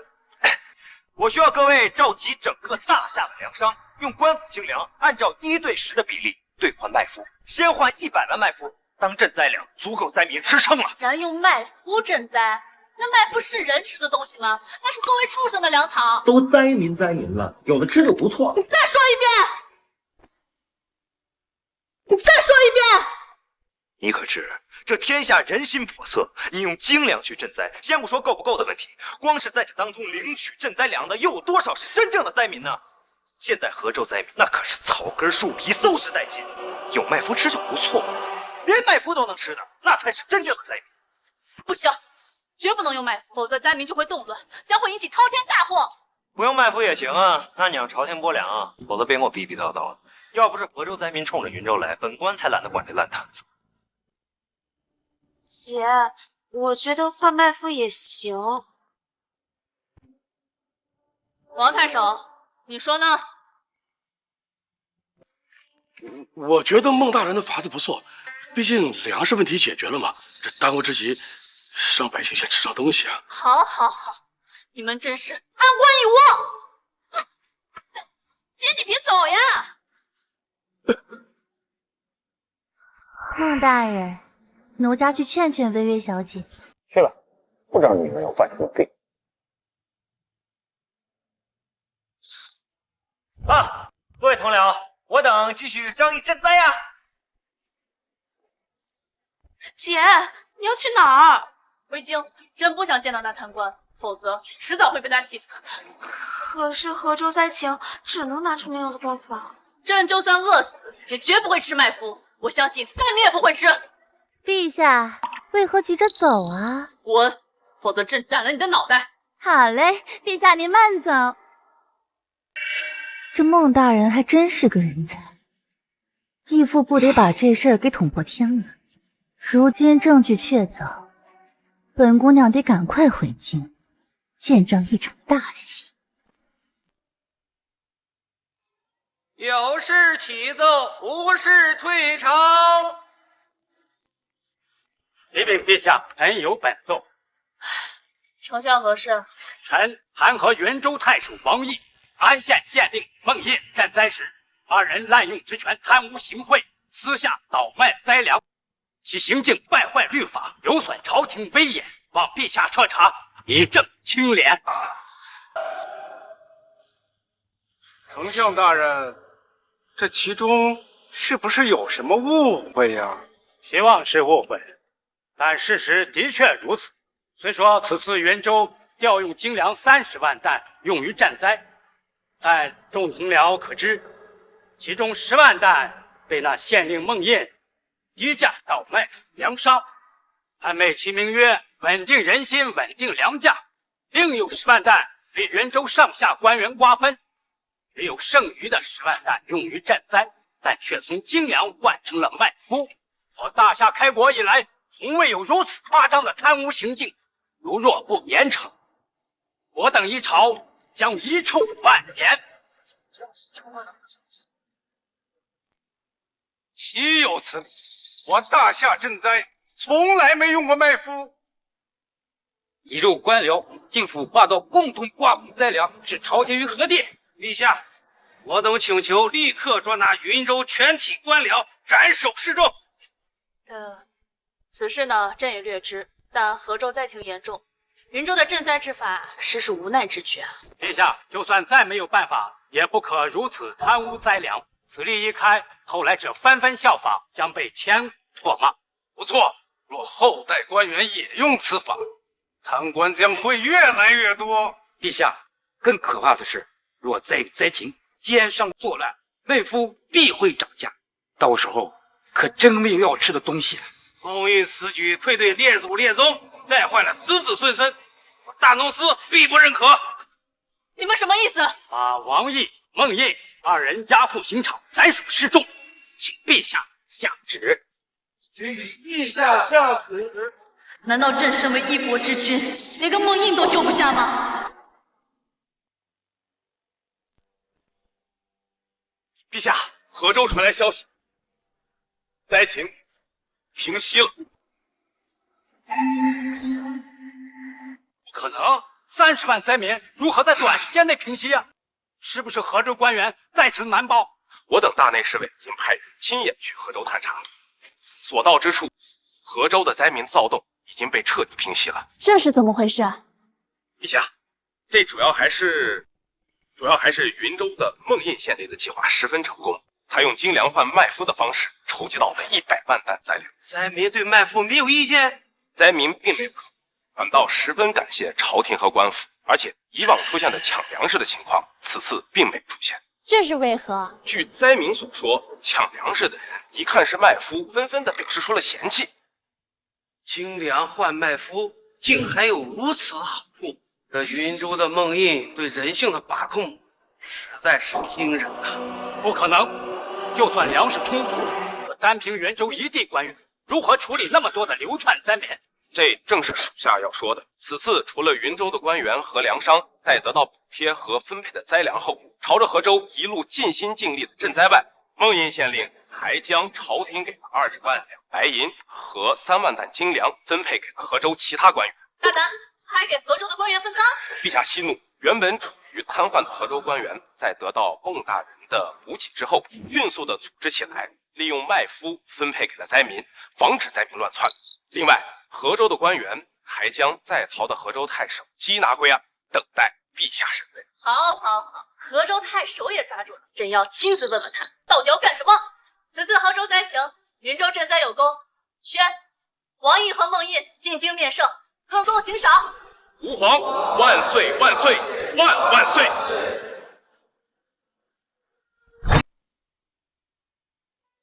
青瑶，朕这妆容如何？华姐，孟大人进京面圣而已，一定要打扮那么漂亮吗？什么漂亮？朕要的是威严。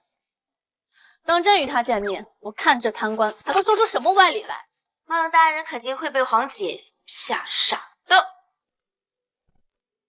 陛下，河州太守已经开口，对灾情之事全部都招供。他说了什么？河州太守对灾情之事确实有刻意瞒报，但是他也不是主谋，是有人指使他这么做的。是谁？丞相赵元安。好好，赵元安，你当真是大夏的好丞相，竟无人性到这种地步，真是留你不得了。何进，秘密调动禁军，等孟印进京面圣那日，捉拿赵元安。是。父亲，河州太守被捕，不会出卖你吧？急什么？血血婉儿。父亲，这都什么时候了，能不急吗？若是让女帝知晓河州灾情是您下令瞒报，这怎么可能放过咱们一家呀？河州太守肯定招供你，想必女帝也已知真相，她肯定要对为父动手了。那父亲还等什么？咱们直接反了那女帝！稍安勿躁，大月已派人入京，另外为父还有在等你。有人？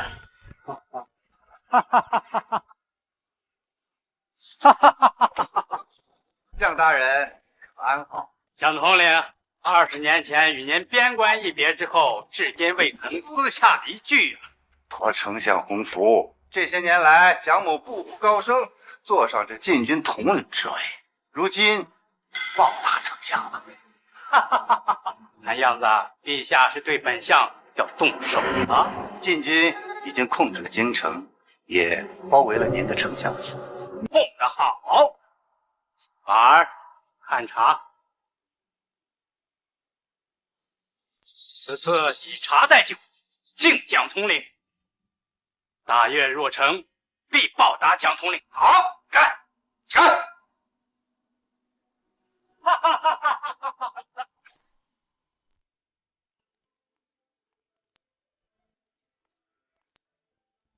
几年过去了，想不到我又回到这金銮殿。恭喜王大人重回吏部尚书之位。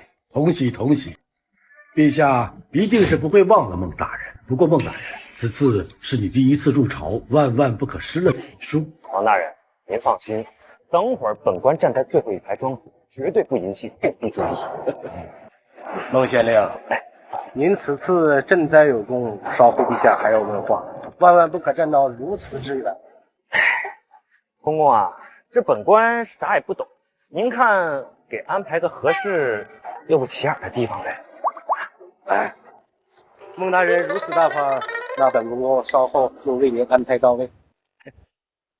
也就是县令孟燕呐，不愧是贪官污吏，现在就开始贿赂御前太监。你谁呀？本官办事儿还轮得着你管？丞相赵元安，百官之首，你说我能不能管？连丞相大人都不认得，果然是个九品芝麻官。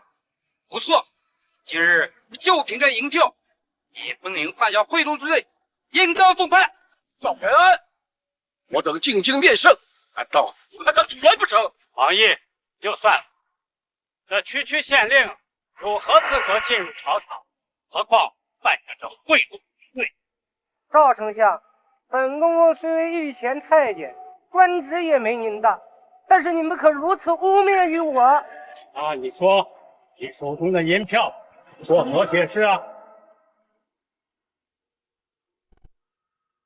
哎，这银票是王公公掉的，不归原主，有问题吗？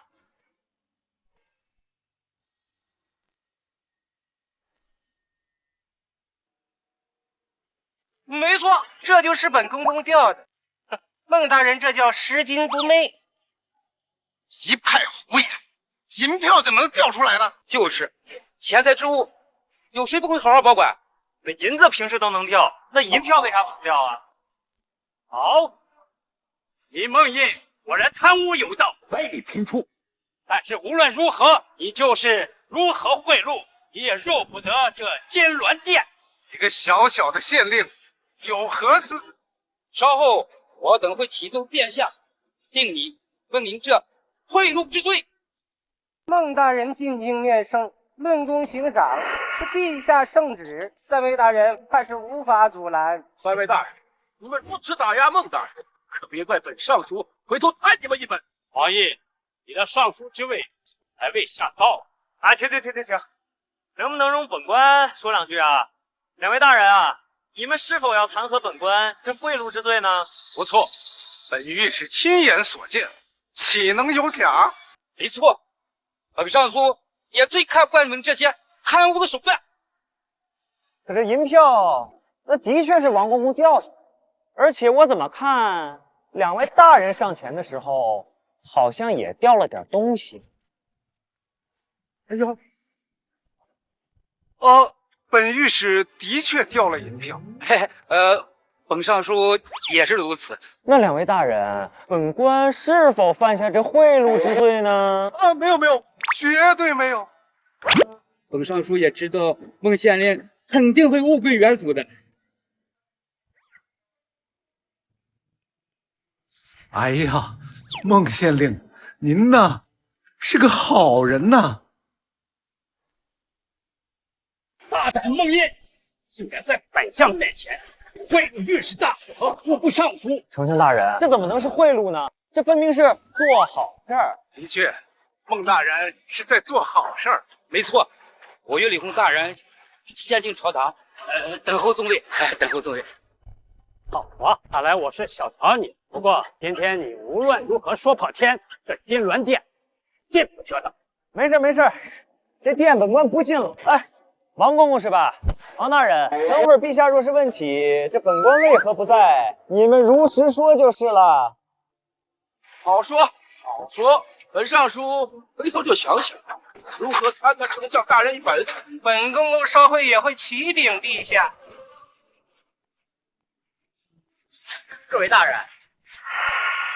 陛下让小人来召孟县令去花园单独面圣。什么？是说入朝面圣吗？孟县令，虽然说丞相大人不让您进殿，但是我们替您通知了陛下。不错，陛下说了，是有些不妥，要单独召你面圣啊。多谢两位大人了。哎呦，客气。气杀本相！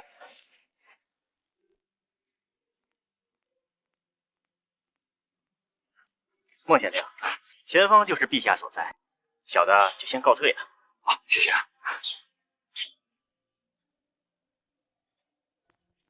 哇，这女帝身材还真不错。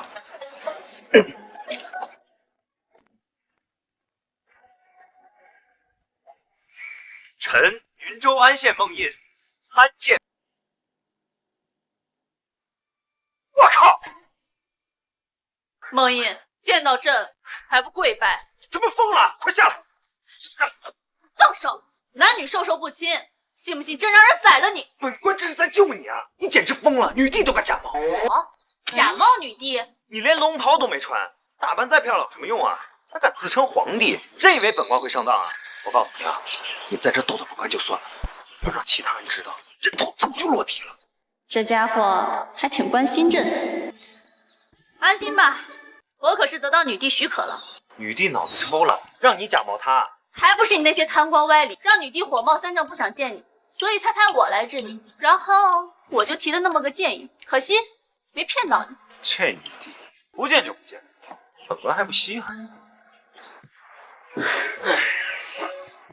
孟大人，这里可是御花园，万一你这些话传到了女帝耳里……啊！本官刚刚什么都没说啊。放心吧，跟你认识这么久了，就算有什么，我也帮你挡住。那肯定好，关系没摆处啊。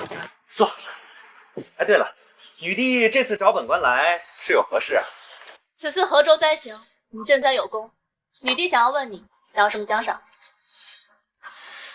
想要什么奖赏？哎，把云州30万担精粮想好了。大夏已经无粮了，就算补，也要等明年税收后才能补，而且30万担，你最起码也要分5年才能补齐。啊！女帝真想白嫖我云州粮食？你说什么呢？女帝这不是没办法了吗？所以补粮就算了，还是单独给你奖赏吧。没准成这样。那你说吧，想要什么奖赏？本官想让你，本官想让你。夏微月，第几次了？别怪本官跟你翻脸啊！你好什么好？谁让你思想肮脏？我思想哪儿肮脏了？女帝给你奖励，你竟然想要我？谁他妈想要这男人婆？本官想要的是你妹妹青瑶。哎呀，孟大人，你看你话都不说完全。哎呀，不好意思，离本官远点！去，别碰我！别碰我！哎！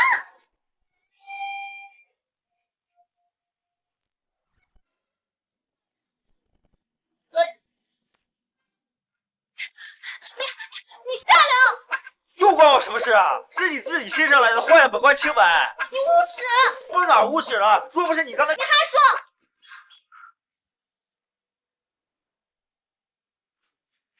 夏微月，认识你，倒了我8倍的血霉。今天这事儿只有你我2人知道，若是透露出去，我让陛下斩你人头。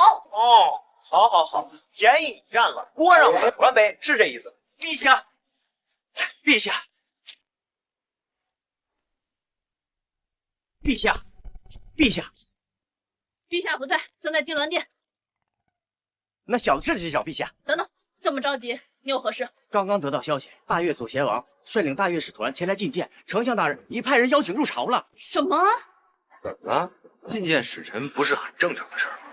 若是其他王朝也就算了，可那大越蛮夷侵略我大夏国土，与沈巍元帅早已交战多年，这次前来必定是不安好心。不会有事儿的，拜托，这可是大夏京城，那些使臣若敢在此地撒野，怕是连皇宫都走不出去了。话的确如此，但奇怪的是，那奸相赵元安竟然不启禀陛下，就让大越使臣入朝，他是无意。啊！赵元安勾结蛮夷要造反啊！赶紧跑路，万一京城打起来，就跑都跑不了。你真当陛下没准备吗？陛下早已派了禁军控制住了京城。那干嘛了呀？你都知道的消息，赵元安岂能不知？他肯定用手段反制禁军了。我还是先回云州。你的意思是，陛下有危险？废话，都这样了，肯定打一仗啊。那你更不能跑了。女帝若遇险，我和新瑶身为皇商，肯定难逃一死。要不这样吧，本官这次入京呢，特种大队给带了，让他保护你跟青瑶。如若女帝遇到危险，你们俩速逃回云州。至于本官我，先回云州做准备。你就对陛下这么没信心？我靠，那脑残女帝不出事才怪呢！这样吧，你等我一下。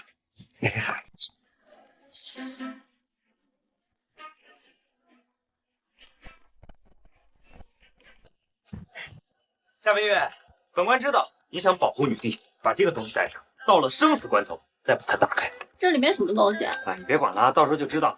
本官先撤了，拜拜。哎你！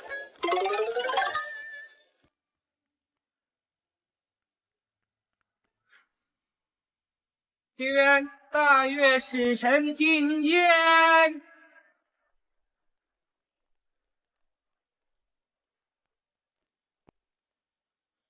大岳左贤王巴格尔见过大夏女帝，女帝果真生的是沉鱼落雁、闭月羞花啊！哈哈哈哈！放肆，竟敢羞辱我大夏女帝！来人，把她给我拿下！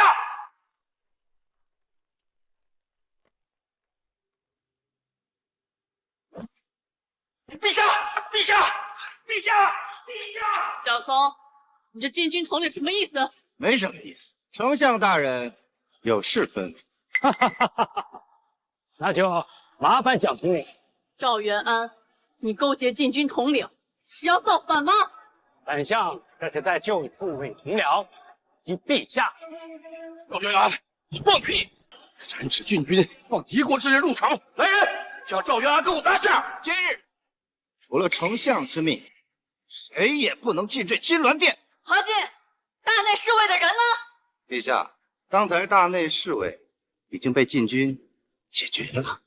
陛下，如今这满朝禁军已被本相控制，朝堂之上就连一个苍蝇飞不出去。如今若不是让左贤王满意，怕是无人生还。赵元安，你敢叛国？这怎么叫叛国？这是臣为保大夏根基呀！不错，赵丞相的确是为了挽救大夏国。朕看到的是赵元安勾结你大岳。非也，陛下可知楼兰古国已被大岳所灭啊？什么？楼兰乃100年大国，忽然就被灭国了。大岳兵力如此强盛，完了，看样子大岳又对大夏动手了。不错，本王此次前来就是代表大岳向大夏下战书的。不日，我大岳铁骑即将攻取青霞关，一统大夏。女帝，你若识相的话，乖乖投降，还能留你一条生路。放肆！当大夏怕你不成？如今神威元帅还镇守青霞关，岂能容你入关？那夏神威的确是个人物，足我大岳20年，那都是因为我大岳同时和楼兰与大夏作战。现在楼兰已灭，我大岳10万铁骑合兵一处，敢问夏神威拿什么能够阻挡？10万骑兵，这如何阻挡？大夏这是要灭国了。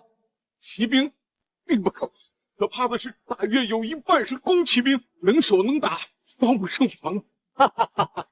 其实众位也不必惊慌，虽然我大夏与大岳交战多年，也不是没有办法化解。丞相大人，此番劫难该如何化解？巴格尔大人虽然此次是来下战书的，但想必也不愿两国就此开战。不错，我大越王本不愿再起争端，只要大夏答应我们的条件，我们可以罢兵，甚至还可以结为盟国。那大越国有何要求？两国交好，当然是以和亲为上。我大越帝愿娶大夏女帝。放肆！就凭尔等蛮夷，还想娶陛下？王大人，历代两国向来以和亲为主，大越已经兵强马壮，自是不能招惹。陛下若是嫁于大越帝，岂不最显我朝心意？到时候不仅能停止兵戈，若诞下子嗣，两国并为一国，岂不成为千古佳话？赵元安，你是想把朕嫁出去后，自己登基称帝吧？陛下，臣是为国着想。赵丞相的确是在为夏国分忧。当然，这和亲乃是第一条，这第二条嘛，就是你们让出青霞关，还有将夏神威交给我们处置。白日做梦！我大夏岂能背叛护国忠臣？妥，既然如此，那我大越铁骑即刻入关，定杀得这曹操天下不留。陛下，万万不可得罪大越呀！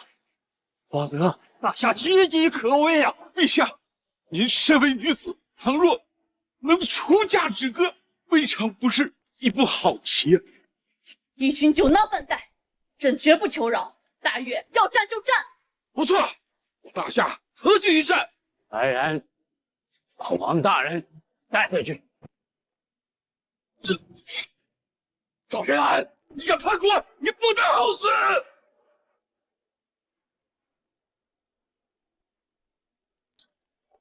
陛下，为国着想，你还是嫁了，否则大越入关，惹下祸端，你将是罪人。放屁！赵元安，今日过后，朕必取你人头。看样子，陛下是执意不嫁。朕乃皇帝，出嫁一事岂是你天下可定？既然如此，就别怪臣得罪。来人！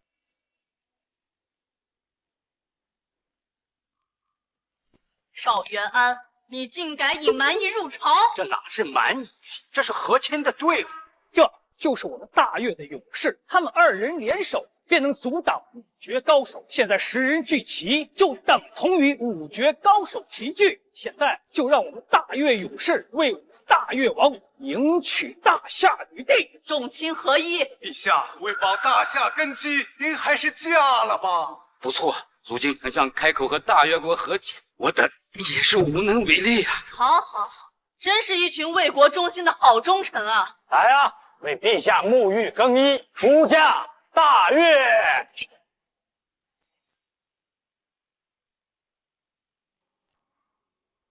本官知道你想保护女帝，把这个东西带上，到了生死关头再把它打开。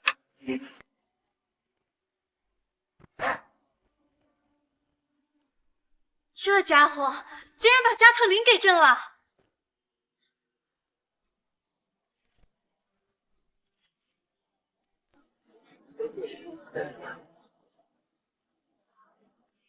想要朕嫁人，朕倒要看看今日谁敢拦我！想不到女帝性格如此刚烈，孤身一人也敢反抗，不愧是我大越王看中的女人。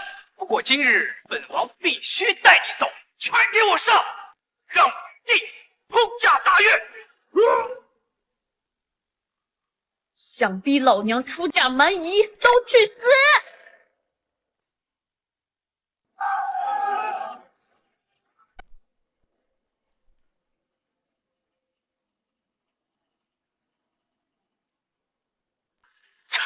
这是怎么回事？大夏女帝的武功怎么会如此超群？沙特林佛切，一气赚3600段。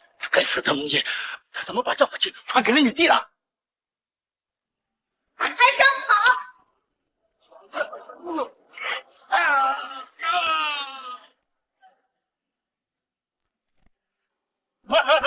呀！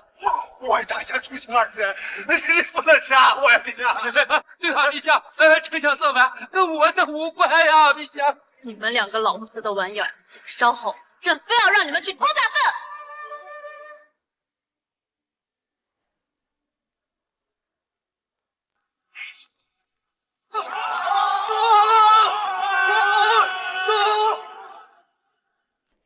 陛下，您还是束手就擒，出嫁大越吧。不错，此处有禁军1000人，陛下就算手持加特林也不可敌啊！好，好，好，真是一群反贼！朕今天就算死在这儿，尔等奸计也别想得逞！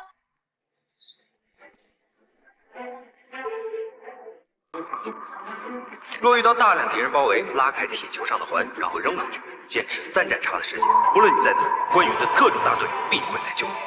朕相信。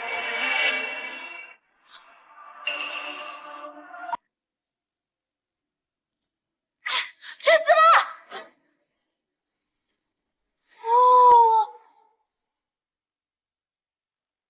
我勒个乖乖！这小玩意儿竟堪比火箭筒和迫击炮！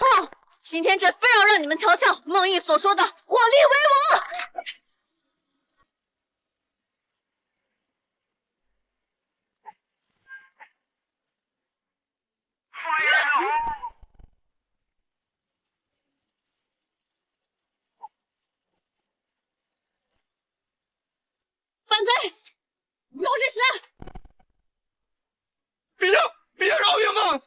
疼啊！陛下不是人呀！快疼啊！陛下不是人呀！你们他娘的不是人！大丞相，这女帝武功超绝，非凡人能敌。我需先回大越调兵。左贤王，让我与你同去。这过了今日，百姓必死无疑。你要跟我回大越？百姓要有一计，夺取青霞关，让大越铁骑进入自信。好。怎么了？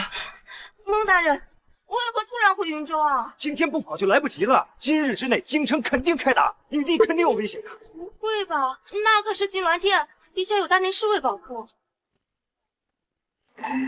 什么声音？好像是朝堂里传出来的。该死，下回有危险，手榴弹都用上。怎么办？姐姐还在宫里。妈的，这皇宫开炸，这天下得大乱了呀！魏源，听令，死在你率领各等大队前去皇宫带出夏韦允。记住，无论是谁，只要敢伤害韦允，一律击毙。是。哎，另外，再派出5个人保护青苗，我们在城外汇合，等你们回云州。得令。让狗走，上来。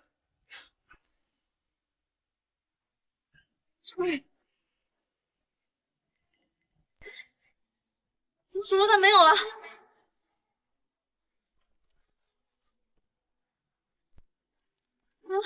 怎么加特林也不管用了？陛下这是力竭了。看来加特林也不是无敌的。蒋头领，立功的机会到了。赵公子，你还想出手？你与我父亲犯下的是叛国造反之罪，必死无疑。事到如今，不如一不做二不休，干掉女帝，换了这大夏天子，方可保住性命。干了！啊！陛下，加特林已不用，如今谁也救不了你。赵钱宇，朕当时在莽山就应该让孟毅杀了你。陛下，可是你错过那次机会了。如今你一个女子，面对这大量禁军，你还能怎么样？还是乖乖的出嫁大越吧。朕今日就算死，也绝不会答应你们。可是，就算你变成一具尸体，家父也会把你抬到大越。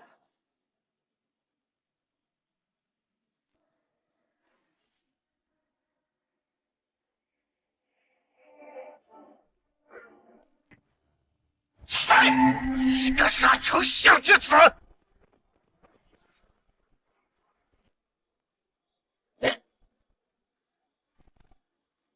关队长，回叶小姐，孟大人让我等救你回云州。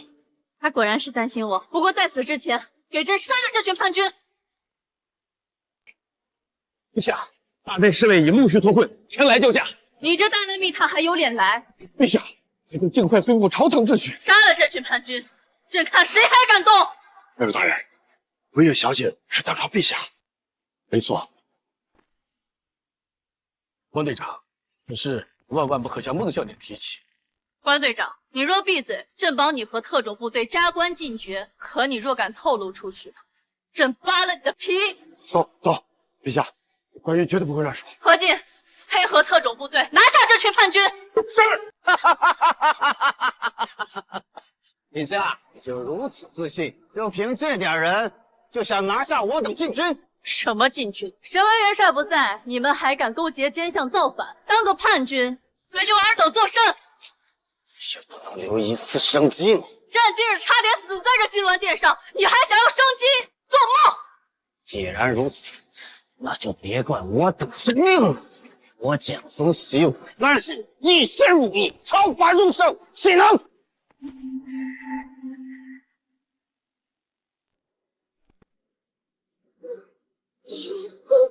就这点实力，那么多废物。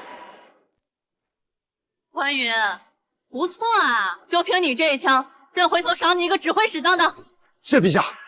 完了，这是要花。蒋松已死，尔等还想反抗？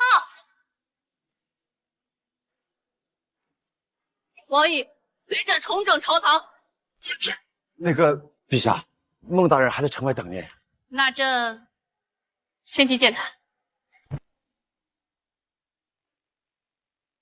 等我这夏韦月出来，本官不打他屁股开花。孟大人，姐姐不会有事的。怎么会没事啊？京城今日都这架势了，那赵元安肯定联合那大越造反呀。这家伙还挺关心朕的。可姐姐是在皇宫，大夏最安全的地方。就是因为这样，本官才更担心呀。你说那女帝做了那么多脑残事，死就死了，那不能拉着魏月一块儿死啊！就算她做不成本官的媳妇，那好歹也是大姨子，不能见死就啊！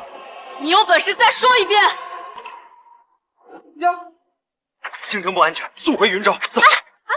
速回！赵元安造反已失败，我还要配合女帝抓捕赵元安。抓什么呀？他肯定跑了呀！什么？这不可能！穆大人，您可有什么证据？这要啥证据啊？哎，你们去找那个大越的使臣，他若不在，那赵元安肯定他们一伙跑了。小姐，据大内消息，赵元安已随大越使臣逃离京城。大内侍卫干什么吃的？真的能让奸相跑了？本官猜对了吧？咱们还是速回云州吧。本官再猜一个，不出10日，这大越起兵必将入侵大夏。什么？这不可能！沈巍元帅坐镇青霞关，怎么可能会放大越入关？不错，沈巍元帅坐镇3军40年，又是陛下皇叔，就算再艰难，也必定死守青霞关。你们都这么肯定，那本官更担忧了。说不定这青霞关已经失守了。走开！都闪开！别往里提步！站着。有事。参见大人，青霞关失守，沈巍元帅重伤昏迷，大约10万铁骑入关。青霞关驻守兵力有3万大军，怎会突然失守1个月前，大越便早有准备，联合丞相派人假传圣旨，刺杀元帅，这才导致青霞关失守。这该死的赵元安，绝对筹备多年了，不然元帅岂能轻易中计？沈巍元帅现在如何？已被将士们誓死救下，只是元帅重伤昏迷，无法回京，现已安置在云州。梦莹，快回云州，一定要救下沈巍元帅。不救，沈巍元帅跟我有什么关系？元帅乃我大夏护国忠臣，岂能不救？不错，孟大人，身为元帅，坐守边关多年，是我大夏定海神针，绝不能让他死，不然陛下跪罪下来，无等人头不保啊！哎呀，你让陛下自己救去，我是他保姆啊，什么事都给他擦屁股。孟大人，沈巍元帅，你必须得救。青瑶老婆，你给我一个理由啊！因为沈巍皇叔是皇家最大的长辈，我与姐姐乃至陛下想要嫁人，都得经过他同意才行。什么？你怎么不早说？老丈人重伤，速回云州。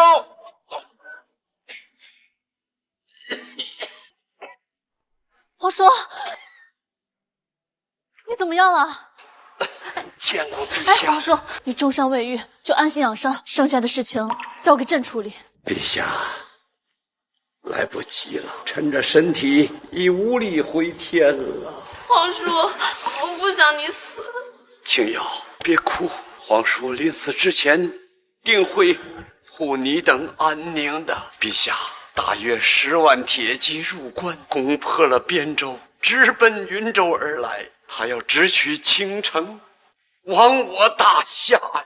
你速去京城，把秀兵与之决战。臣在这云州拼死也要为大夏争取1个月的时间。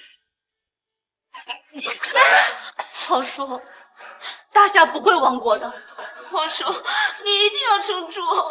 快去！大夏已到了生死存亡之际，我这条老命就是为大夏争取时间的。呀，老登，你醒了？何人？见到我等竟不跪拜？你都伤成这样了，还在拜官？放肆！你皇叔，王爷他不知道我的身份。什么？那也不能如此放肆！区区一个县令，见到本帅还不请安？这老登，别以为你是青瑶皇叔就能得寸进尺，本官又不是上门女婿，不吃赘婿那一套。什么女婿？皇叔，王姐已经把我许配给孟大人了。什么？魏月，就凭他油腔滑调的样子，凭什么资格娶青瑶？这本官有什么资格？本官连彩礼都出了。什么？魏月，此事当真？皇叔，真的。把彩礼退了。这小子一看就不是什么好东西，区区钱财之物就想娶青瑶，做梦啊你啊！本帅绝不会同意，列祖列宗都不会同意的。哼，要不是你重伤在身，官真想告诉你，花儿为什么这样红。这彩礼退不了，本帅说退就退。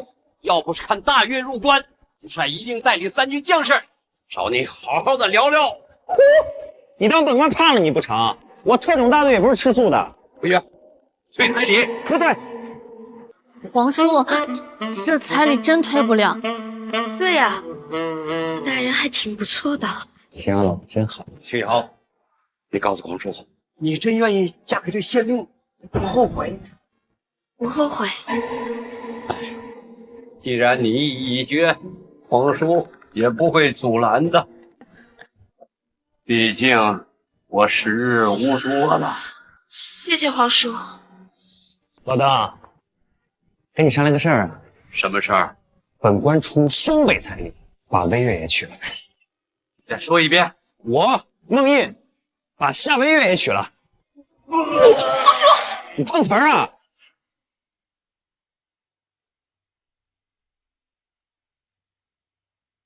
大夫，我皇叔伤情如何？吴野小姐，我们按照孟大人的命令，已经给十位元帅注射了青霉素，不出1日，元帅便能够苏醒。我皇叔说他命不久矣。元帅伤情主要是被刺杀后伤口感染所致，若是其他的，确实无力回天，但是青霉素绝对没问题。那是当然了，此等药物，本官花费几百万两研究的，现在合成也要几千两一支，所以这老登啊死不了。下去吧。那我就放心了。不过，皇叔正处于昏迷中，大约10万铁骑向云州而来，该如何抵抗啊？这么突然，天下得大乱了。孟大人，孟大人，大越入关，直取京城，朝廷已下旨命我等阻挡一越啊！女帝不派兵，让我云州抵挡大越。不错，如今身为元帅重病，大夏兵力群龙无首，短时间内怕是没有办法出兵。我还要去通知三军。孟大人，你尽快想想办法。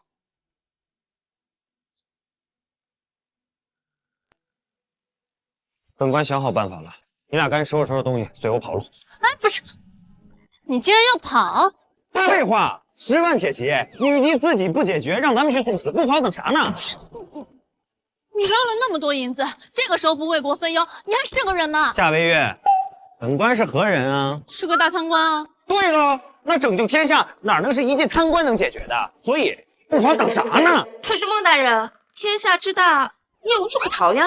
此话怎讲？若大越直取京城，大夏亡国，那勾结大越的赵元安必定上位，到时候他会放过你吗？哎呦，本官把这事儿给忘了。哎呀，这等奸相真当不得好死。所以呀，孟大人就别想着逃了，乖乖的想办法阻止大越铁骑吧。哎呀，一开战又得花银了，又推呢。你的意思是说，你有办法拦住大越？废话。那打仗，你以为打的是人啊？那不都是银子吗？虽然本官银子多，但跟大越一比，还真不好说。是吗？如今皇叔重伤昏迷，如若陛下动用国库，你是否有把握解决此事？那女帝就一个吝啬鬼，兵都不愿意派，还指望他能出银子呢？大夏是穷，但这一仗必须要打，无论花多少银子也值，否则大夏必定亡国。如若是这样，本官还真好办了。你真有办法？当然了，若是女帝愿意掏银子，本官这儿有3个价位，3种结果，看她怎么选。你说说看。这第一种嘛，只要500万两，本官保证能把大越挡在云州外。什么500万两？大夏每年军费也就才1000万两。那你让女帝派兵喽？派兵也得等皇叔醒来。你再说说第二档吧。这第二档嘛，物超所值，只要1000万两，本官必能击退大越。你这价格是疯了吗？没办法呀，人工、弹药、后勤哪样不花银子呀？哎，各种大队的花费你又不是不知道啊。那最后一档呢？嘿嘿嘿嘿，最后一档可就厉害了，此档乃 VVVIP 档，只要3000万两，本官派出秘密武器，定能全歼大越骑兵。若真能全歼大越，去除大夏的一块心病，那3000万两倒也是挺值得的。哎，真的假的呀？女帝藏私房钱呀，3000万两都拿得出啊？孟大人，你什么眼神啊？你觉得3000万两女帝会拿不出来吗？行啊，那就好办了。这门生意若是谈成了，本官分你们1成。那就是300万两。不错，女帝若想白嫖本官，那是绝对不可能的。不出钱，这一仗我绝对不打，宁可逃到海外。你真是掉银子眼里了。本官就是这么个人，要不是本官老婆，这门生意不给你们。孟大人，我与姐姐商议一番。期待你们的好消息。华姐，孟大人既然保证能全歼大越，不如就给他了。事到如今，朕也只有相信他了。不过银子大概不够，国库以及内库凑凑，再加上最近抄家赵玉安的银子，最多也只能凑出2000万两，还差1000万两，应该够了。可他要3000万两。孟大人开价，我们哪有不砍价的道理？还能砍价？他都给咱们回扣了，说明这里面的利润大了去了。跟他混了那么久，本公主早就摸透他，一会儿看我的。你人还没嫁给他，倒和他越来越有夫妻相了。皇姐，什么夫妻相啊？咱们快进去吧。考虑好了。孟大人，我与姐姐商量了一番，觉得3000万两贵了。什么？青瑶，你在向本官砍价吗？我们两姐妹倒是可以答应这个价格，但你想想陛下，他能吗？也对，这陛下估摸着8成也许肯定不想掏银子，要不然大夏也不会发展成今天这个样子。那你们说说吧，选择哪一档？准备出价多少？第3档出价1500万两，我们两姐妹还要再吃1成回扣。你们俩疯了！你教我们的呀，别管别人怎么出价，直接对半子。你气死本官了！这价格绝对不行，本官还是收拾东西跑路吧。孟大人，就这个价吗？青瑶，真不是本官乱开价，而是枪炮一响，黄金万两啊！本官招出秘密武器，全歼大越骑兵，差不多就1500万两。你算算，再给你们回扣，还有其余支出，亏本的生意，你们会做吗？那你说吧，要多少？最低2500万两，全款。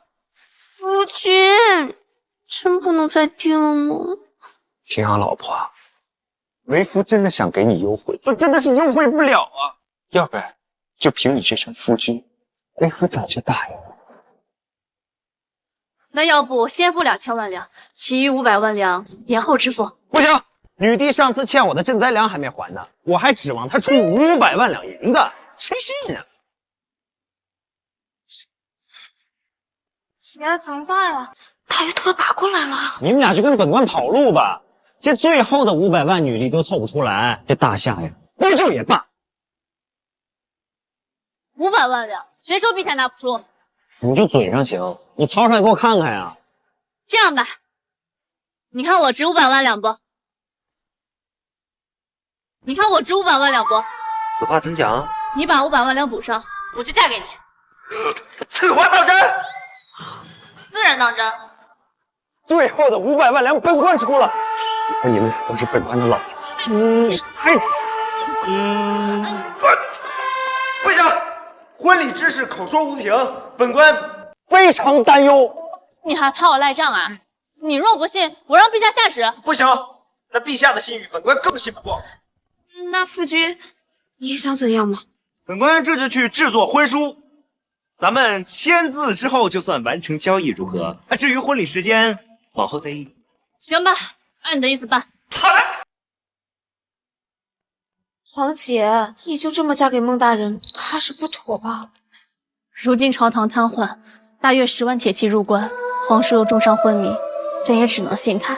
倘若孟英真的可以拯救大夏，朕嫁他又何妨？可别说宗人府了，就算是魏皇叔也不会同意这桩婚事的。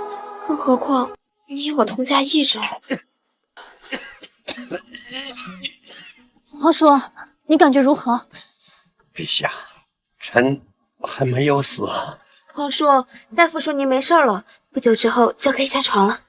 我的确感觉好多了，真是没想到，这云州还有如此高明的大夫啊！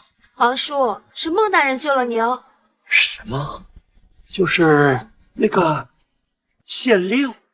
不错，皇叔，的确是孟英救了你。既然如此，把青瑶嫁给他，也算是有了保障啊。哟，老邓，面色恢复不错呀。嘿嘿嘿嘿。若非看你救了本帅性命，今日非打你30大板。嘿嘿嘿嘿，老邓这脾气太暴躁了哈。哎，正好你醒了，这婚书我做好了，证婚人就写你吧。你这县令，这就下了秦瑶的婚约。家里出城，良缘天定，今有梦印迎娶，下秦瑶，下为月姐。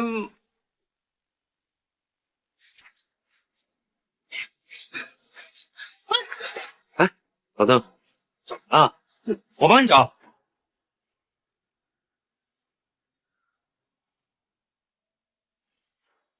我他妈砍了你！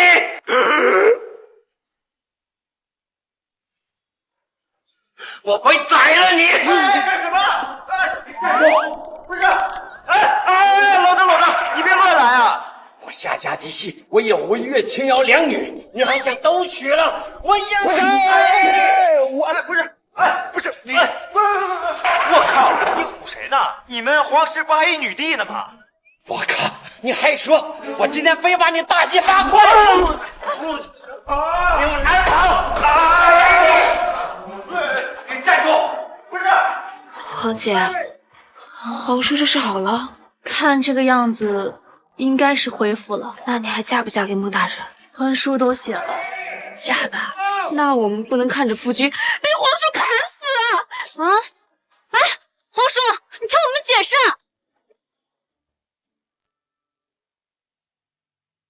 所以，陛下为了500万两就嫁给那个贪官？不错，为了大夏不亡国，朕也只能选择相信他了。岂有此理！那贪官除了有把加特林、300支火筒、几十个迫击炮手榴弹，还有什么？还有什么？可是皇叔，就凭这些东西，孟大人救过我们很多次了，而且我觉得有这些对付大约够了。青瑶，你不懂军事，不知道。那孟印的热武器虽然厉害，可大禹的骑兵却不同，除了铁骑外，还有天下唯一的弓骑兵。到时候大禹不计损失，铁骑推进，弓骑与箭，到时候那孟印的几百兵力如何抵挡啊？可孟大人还有秘密武器啊！哼，说起这个老夫就来气。什么秘密武器能对付10万骑兵，还跟陛下要2500万两？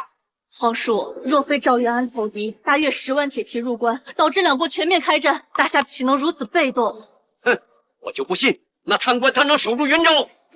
老邓，说本官什么坏话呢？你这贪官若是守不住云州，我一定启奏陛下斩了你！守什么守啊，还守？本官这次要在云州平原上全歼大越骑兵。什么？你还要跟大越打野战？走，我带你们看看我的秘密武器。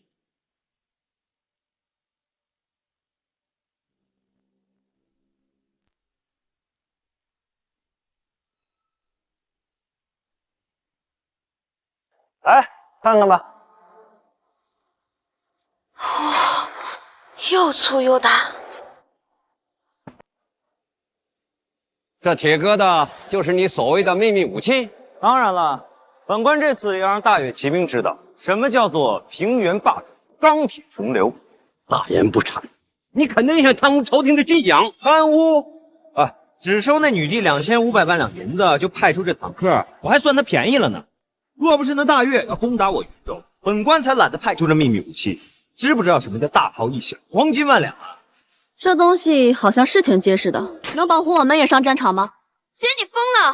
你怎么能上战场？如今大夏到了生死存亡之际，若守不住云州，被攻入京城，我也不活了。文月，你怎能如此任性？老夫今天就是拼了性命也要护你周全。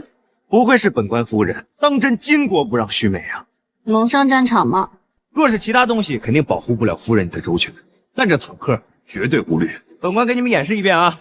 来，退后，压着我在，全军出击！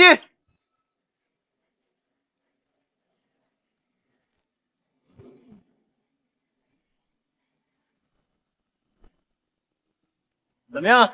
这铁疙瘩好像挺神奇的，感觉运粮还不错。老邓，你脑子进水了，用坦克运粮，气煞老夫也！若不能歼灭大越，本帅第一个先斩了你！那你别想了，本官这银子都花了，那小小大越不是手到擒来？这东西真能击败大越铁骑？当然了，若不是炮弹太贵，本官舍不得开炮，要不然真得让你们看什么叫活力。孟大人，探子来报，大越骑兵已抵达云州平原扎营，不久便会攻打云州。终于来了，灭了他们！你疯了吗？还主动出击去攻打对方的营地？我靠！本官都出动着坦克，还有肩扛火箭筒的火枪兵了，还怕一群骑兵不成？你的东西再厉害又能如何？你只有区区500人，如何在平原上面对10万骑兵？万一被大越找到机会全歼，陨落的不只是云州，甚至连京城都保不住了。到时候我大夏就彻底完了。所以本官更要主动出击。如今大夏人心惶惶，本官必须打一个漂亮仗。我信你。听见了吗，老登？你，全军听令，准备出击。左天王，此次攻打云州还是小心为上。赵丞相放心，此次你献计攻陷青霞关，给了大越一个消灭大夏的机会。本王亲自出征，就是为了不错失这个机会。至于这小小的云州城，我大越骑兵都已扎营，对方如何抵挡啊？实不相瞒，县令孟燕着实有些邪门，本相还是有些担忧。赵丞相，你们大夏有一句名言，叫一朝被蛇咬，10年怕草绳。想必这就是你此刻的心态。我不管他什么加特林、减特林，本大王此次率军入关，定要拿下云州城，然后直取京都，助你成为夏皇。军令将军，云州异动，已有500兵马在城门口集结。确定只有500兵马？据前线汇报，的确只有500兵马。不过配有10座巨物，看起来像是攻城之物。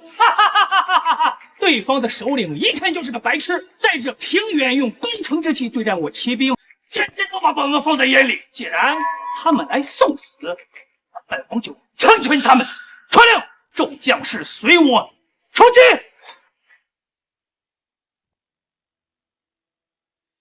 大人，敌方兵马已出营，怕不下万人。太好，让弟兄们布置营地，准备应敌。是。两军交战，为何还不赶快派兵布阵？本官这不建好营地了吗？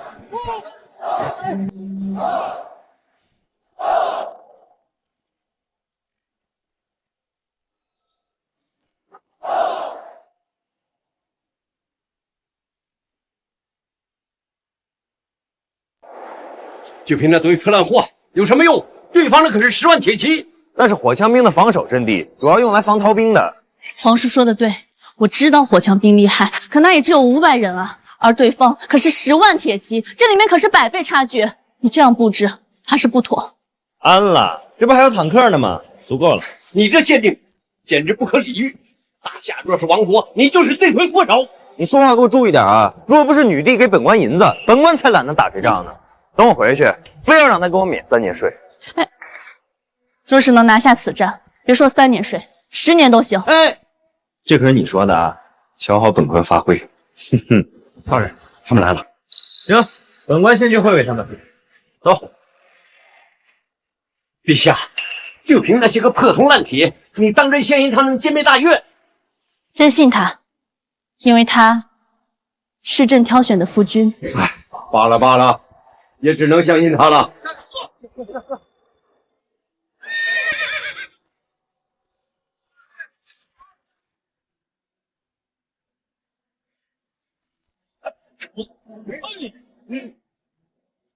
王爷，坏我大事，杀我此次，今日本相必取你性命。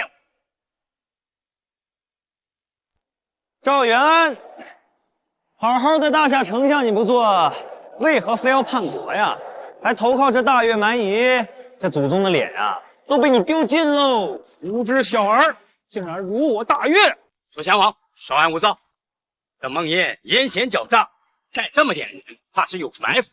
探查一遍再动手。哎，孟爷，我赵元安何来愧对祖宗一说？若非女帝不愿意嫁与大越王，惹怒大越，何来两国兵马相割？赵元安真是贼心不死，恨不能早杀了他。就是，还想让我陪嫁，今天绝不能放过他。陛下，若真到了无法挽回之际，臣就算舍了性命，也要展现金星的骨头。赵元安，你他妈的真够无耻！雨滴虽说不怎么样，但好歹也是我大夏的门面。你让她嫁给蛮夷王，那就好比你丞相的娘嫁给了乞丐。放肆！你这小小的县令，竟敢说我大越是乞丐！啊，对不起啊，说乞丐高估了你们，你们其实是野。我八个儿今日定要取下你这县令首级，祭奠三军！你们这些歪瓜裂枣，还想娶本官人？做梦！好好，我大越10万铁骑在你嘴里成了歪瓜裂枣。今日我定拿下云州城，屠城师。王爷，你若还为大夏百姓着想，那就束手就擒，让左贤王斩下你的人头，否则大越骑兵攻入元州，屠城之事由你而起，你将遗臭万年。赵元，你给大越当狗当习惯了是吧？这种话你也说得出口？本相有何不能说的呀？这是唯一的阻止屠城的机会。娘西皮的！等本官今日抓到你，必须找10个丑妇给你榨干，才能解我心头之恨。大军交战，这贪官还有心思搞笑？王叔，你是怕了吗？怕！身为神威元帅，坐镇三军，岂会害怕？青瑶，朕也已经做好准备，战死在这云州。皇姐，没那么严重，穆大人肯定会把他们打跑的。本相背后是10万骑兵，而你只有区区500人，还想抓本相？做梦呢你！做梦！本官可是连坦克都带来了，真是笑话！你一个攻城的小小的铁疙瘩，就能挡我大越10万铁骑？看来你们对钢铁洪流不太尊重啊！你的嘴比你的头还硬！今日斩下梦印头颅者，赏黄金10万两。儿郎们，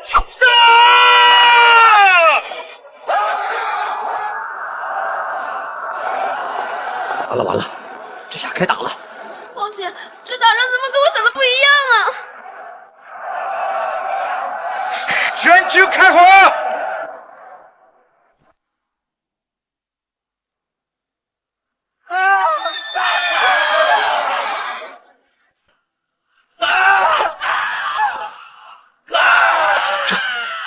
这什么东西啊？老邓，本官让你看看什么叫做现代化战争。这铁具竟如此威力啊！全军散开，用弓箭远程攻击铁疙瘩。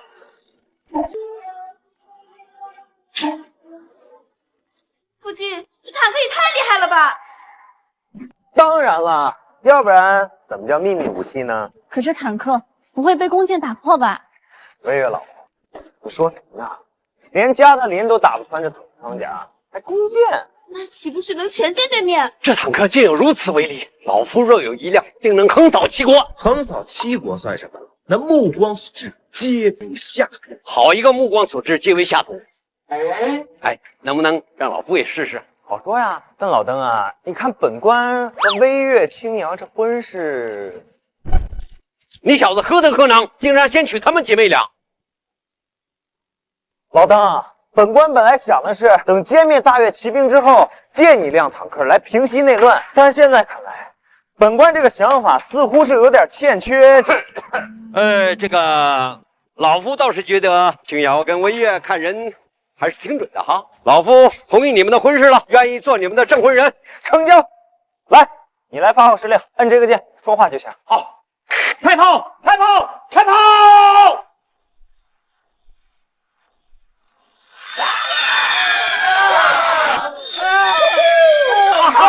爽爽爽！老夫今日定要杀个七进七出，重振威名！开炮！开炮！左贤王，快撤吧，否则全军覆灭啊！撤不了了，就算撤到平原，被这巨物追上，也是难逃一死。事到如今，只能置之死地而后生。全军听令，绕过巨物，直取云州！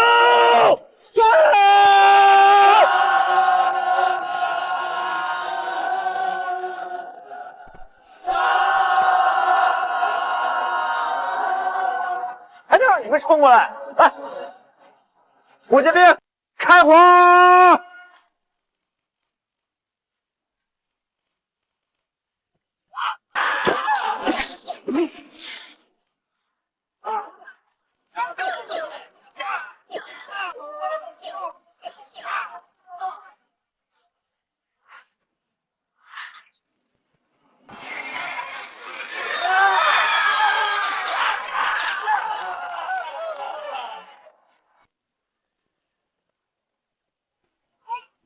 这就是所谓的热武器，竟有如此的威力啊！当然了，老邓，要不是这大越骑兵人数太多，而且这平原啊又太过宽广，单凭这几样，本官就灭了大越。哎，这些东西能不能卖呀？老夫用来配备三军。好说好说，只要钱到位，都行。皇叔买不了，把陛下和后宫卖了都不够。等回京后，老夫再与陛下从长计议。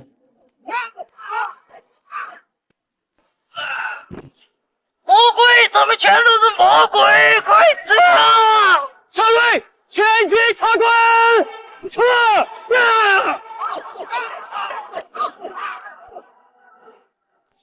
老夫不是在做梦吗？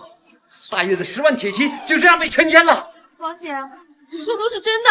是真的，大越要败了，大夏得救了。还没完呢，得把赵元安抓回来。不错，绝不能让他再逃了。官员，在用无人机锁定赵元安位置。是。大人，赵元安的位置锁定，他已经接近大越营地。走，灭了大越营地。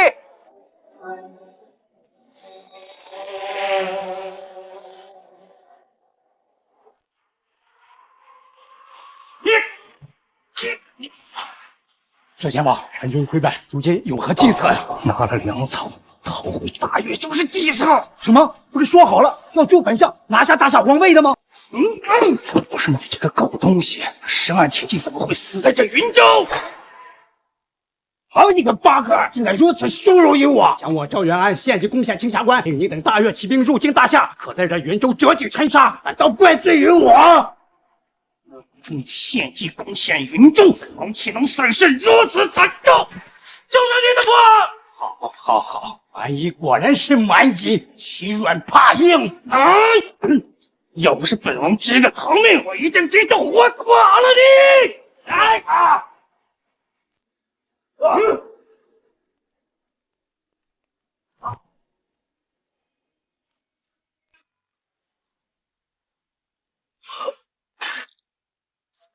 官员，这一枪射死了8个，凭这功勋，不得官升3级？这都是孟大人的功劳，算你小子识相。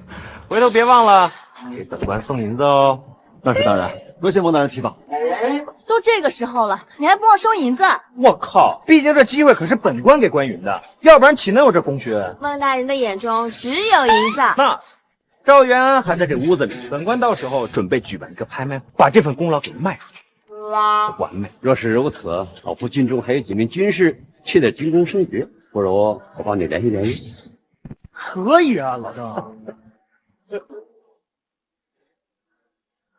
皇叔，他贩卖军功，你也要一起？不只是开个玩笑，随便说说。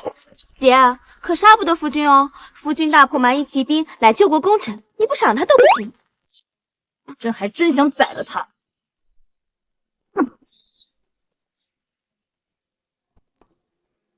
赵元安，本官宣布被捕了。官爷，本相栽在你的手里不远，要杀要剐，随你处置。啊 ，no， 杀你不是，活抓你，价格更高。你要对本相做什么？赵丞相啊，你看看你，内乱罪、谋杀罪、造反罪、叛国罪，这哪一样不是10恶不赦的罪名？所以你身上有大大的军功，本官打算把你当我的生意，把这些军功卖给你。岂有此理！敢如此羞辱本相！我就羞辱你怎么了啊？在8个人面前跟条狗一样，都什么时候了还敢跟本官顶嘴？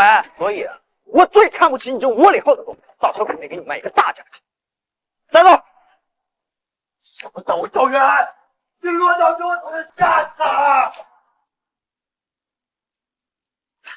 王姐，夫君不会真打算把赵元安卖了吧？不行，军功岂能拍卖？绝不能让这种风气蔓延。皇叔，你速速回京镇压朝堂，并让6部拟旨，对云州大胜论功行赏。是。这其他人还好赏，可夫君怎么办啊？这一次，朕必须要给他升官了。陛下，你真打算招孟引入朝堂？虽然说这家伙是一个人才，在军事、经济、内政方面也无一不弱，可实在是太贪了。这云州上下被他腐蚀的蛇鼠一窝，就是最好的证明。王姐，那你打算怎么升？朕心中早已有了主意。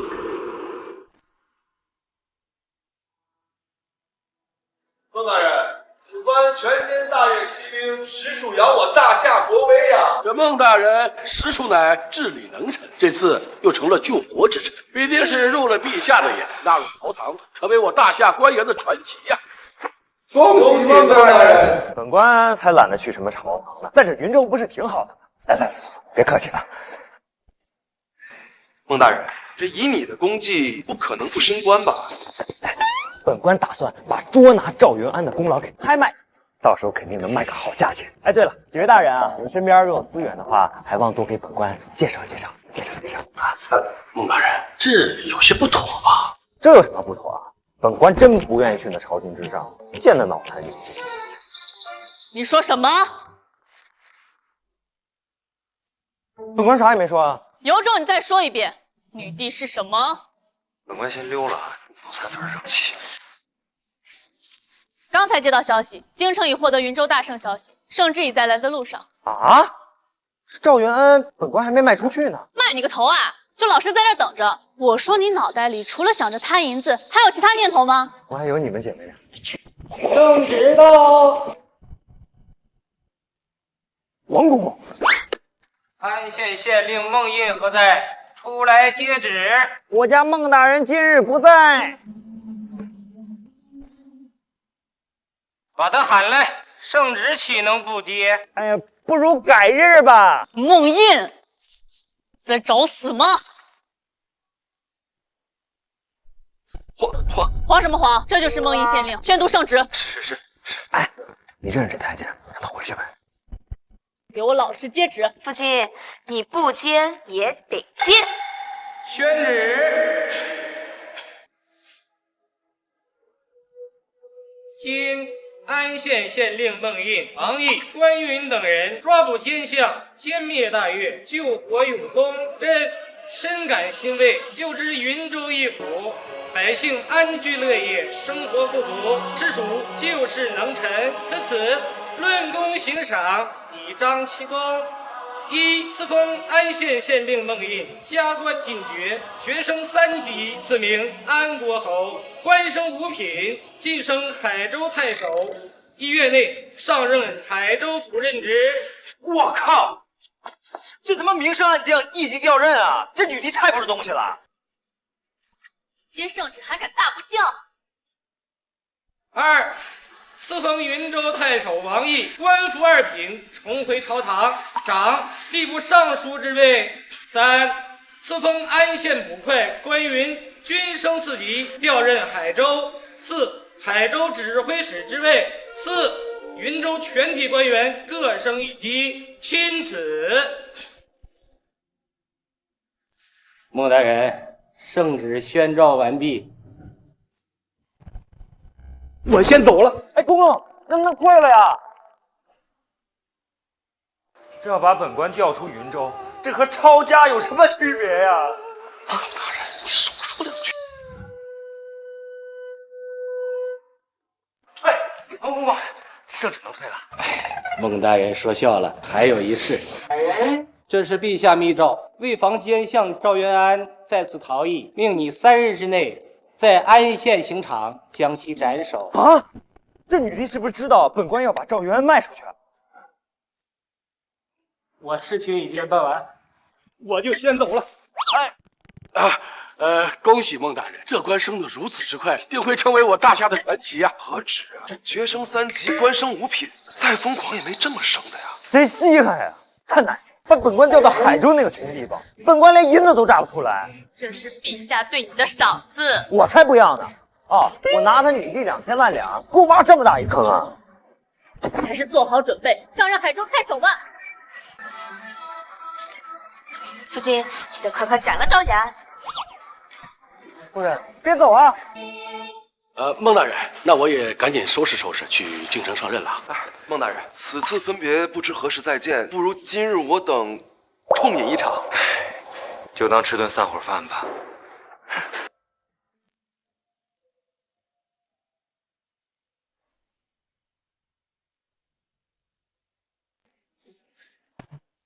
赵元安，你乃大夏丞相，却勾结大越，蓄意卖国，你可知罪？在下只不过是成王败寇罢了。哪里来的成王败寇？无非就是残害同胞、出卖大夏、自私自利的卖国贼。对，结党营私，割让疆土，谋权篡位，杀你都是便宜的。臭东西，云州差点被他给祸害了呀！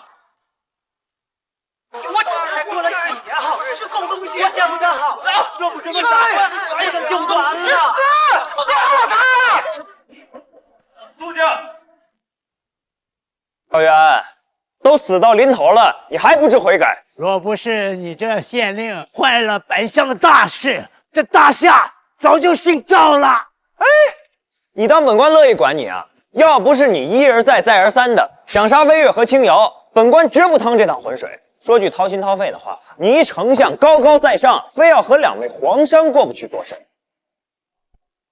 你以为她们俩姐妹只是皇商为了保护她们才与我作对的吗？那不然呢？不是本官说你啊，你造反就造反呗！你一丞相非要杀皇商，你太没逼格了！你要光与女帝一人过不去，本官绝不拦着。皇上，你以为她们姐妹俩只是皇商？皇姐，这赵元安怕是疯了，不会暴露我们身份吧？暂时还不能让梦莹知道我们的身份，立刻行刑！孟大人，时辰到了，快行刑吧！那就准备问斩吧。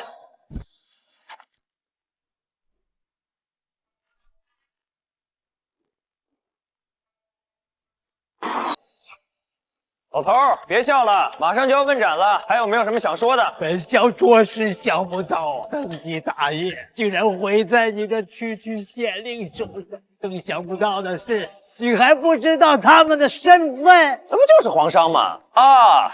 不过她们姐妹2人毕竟与本官已经结婚书，另一层身份就是本官的老婆。让夏薇月和夏清瑶嫁给你吗？她们姐妹俩是。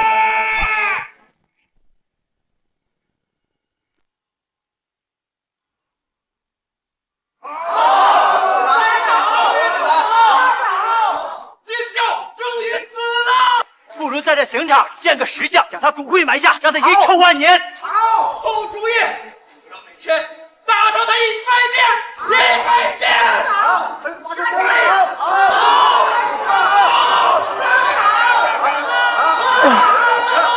斩了个奸相，真是累死本官了。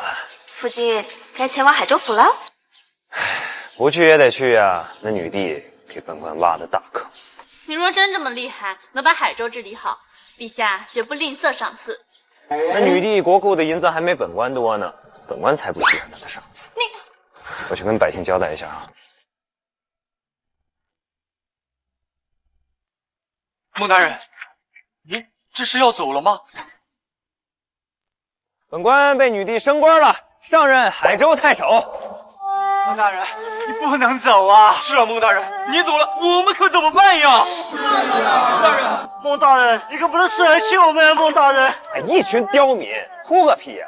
本官是被升官了。孟大人，我们是真的舍不得您啊！孟大人，我们种的葡萄也还没有成过呢。是啊，孟大人。行了，别哭了，跟哭丧似的。本官又不是死了，是被升官了。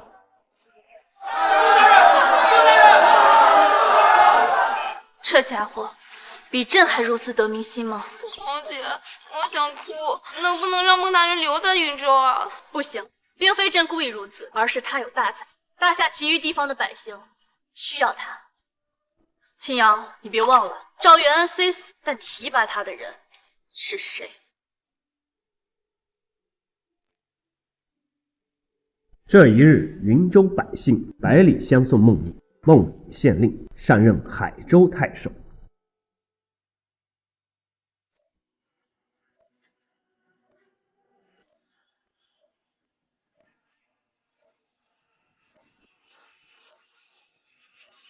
婉儿见过太后。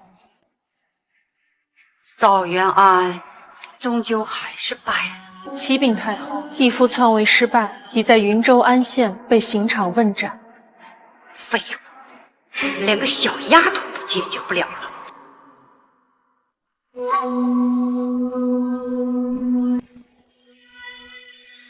明日起，安家垂帘听政。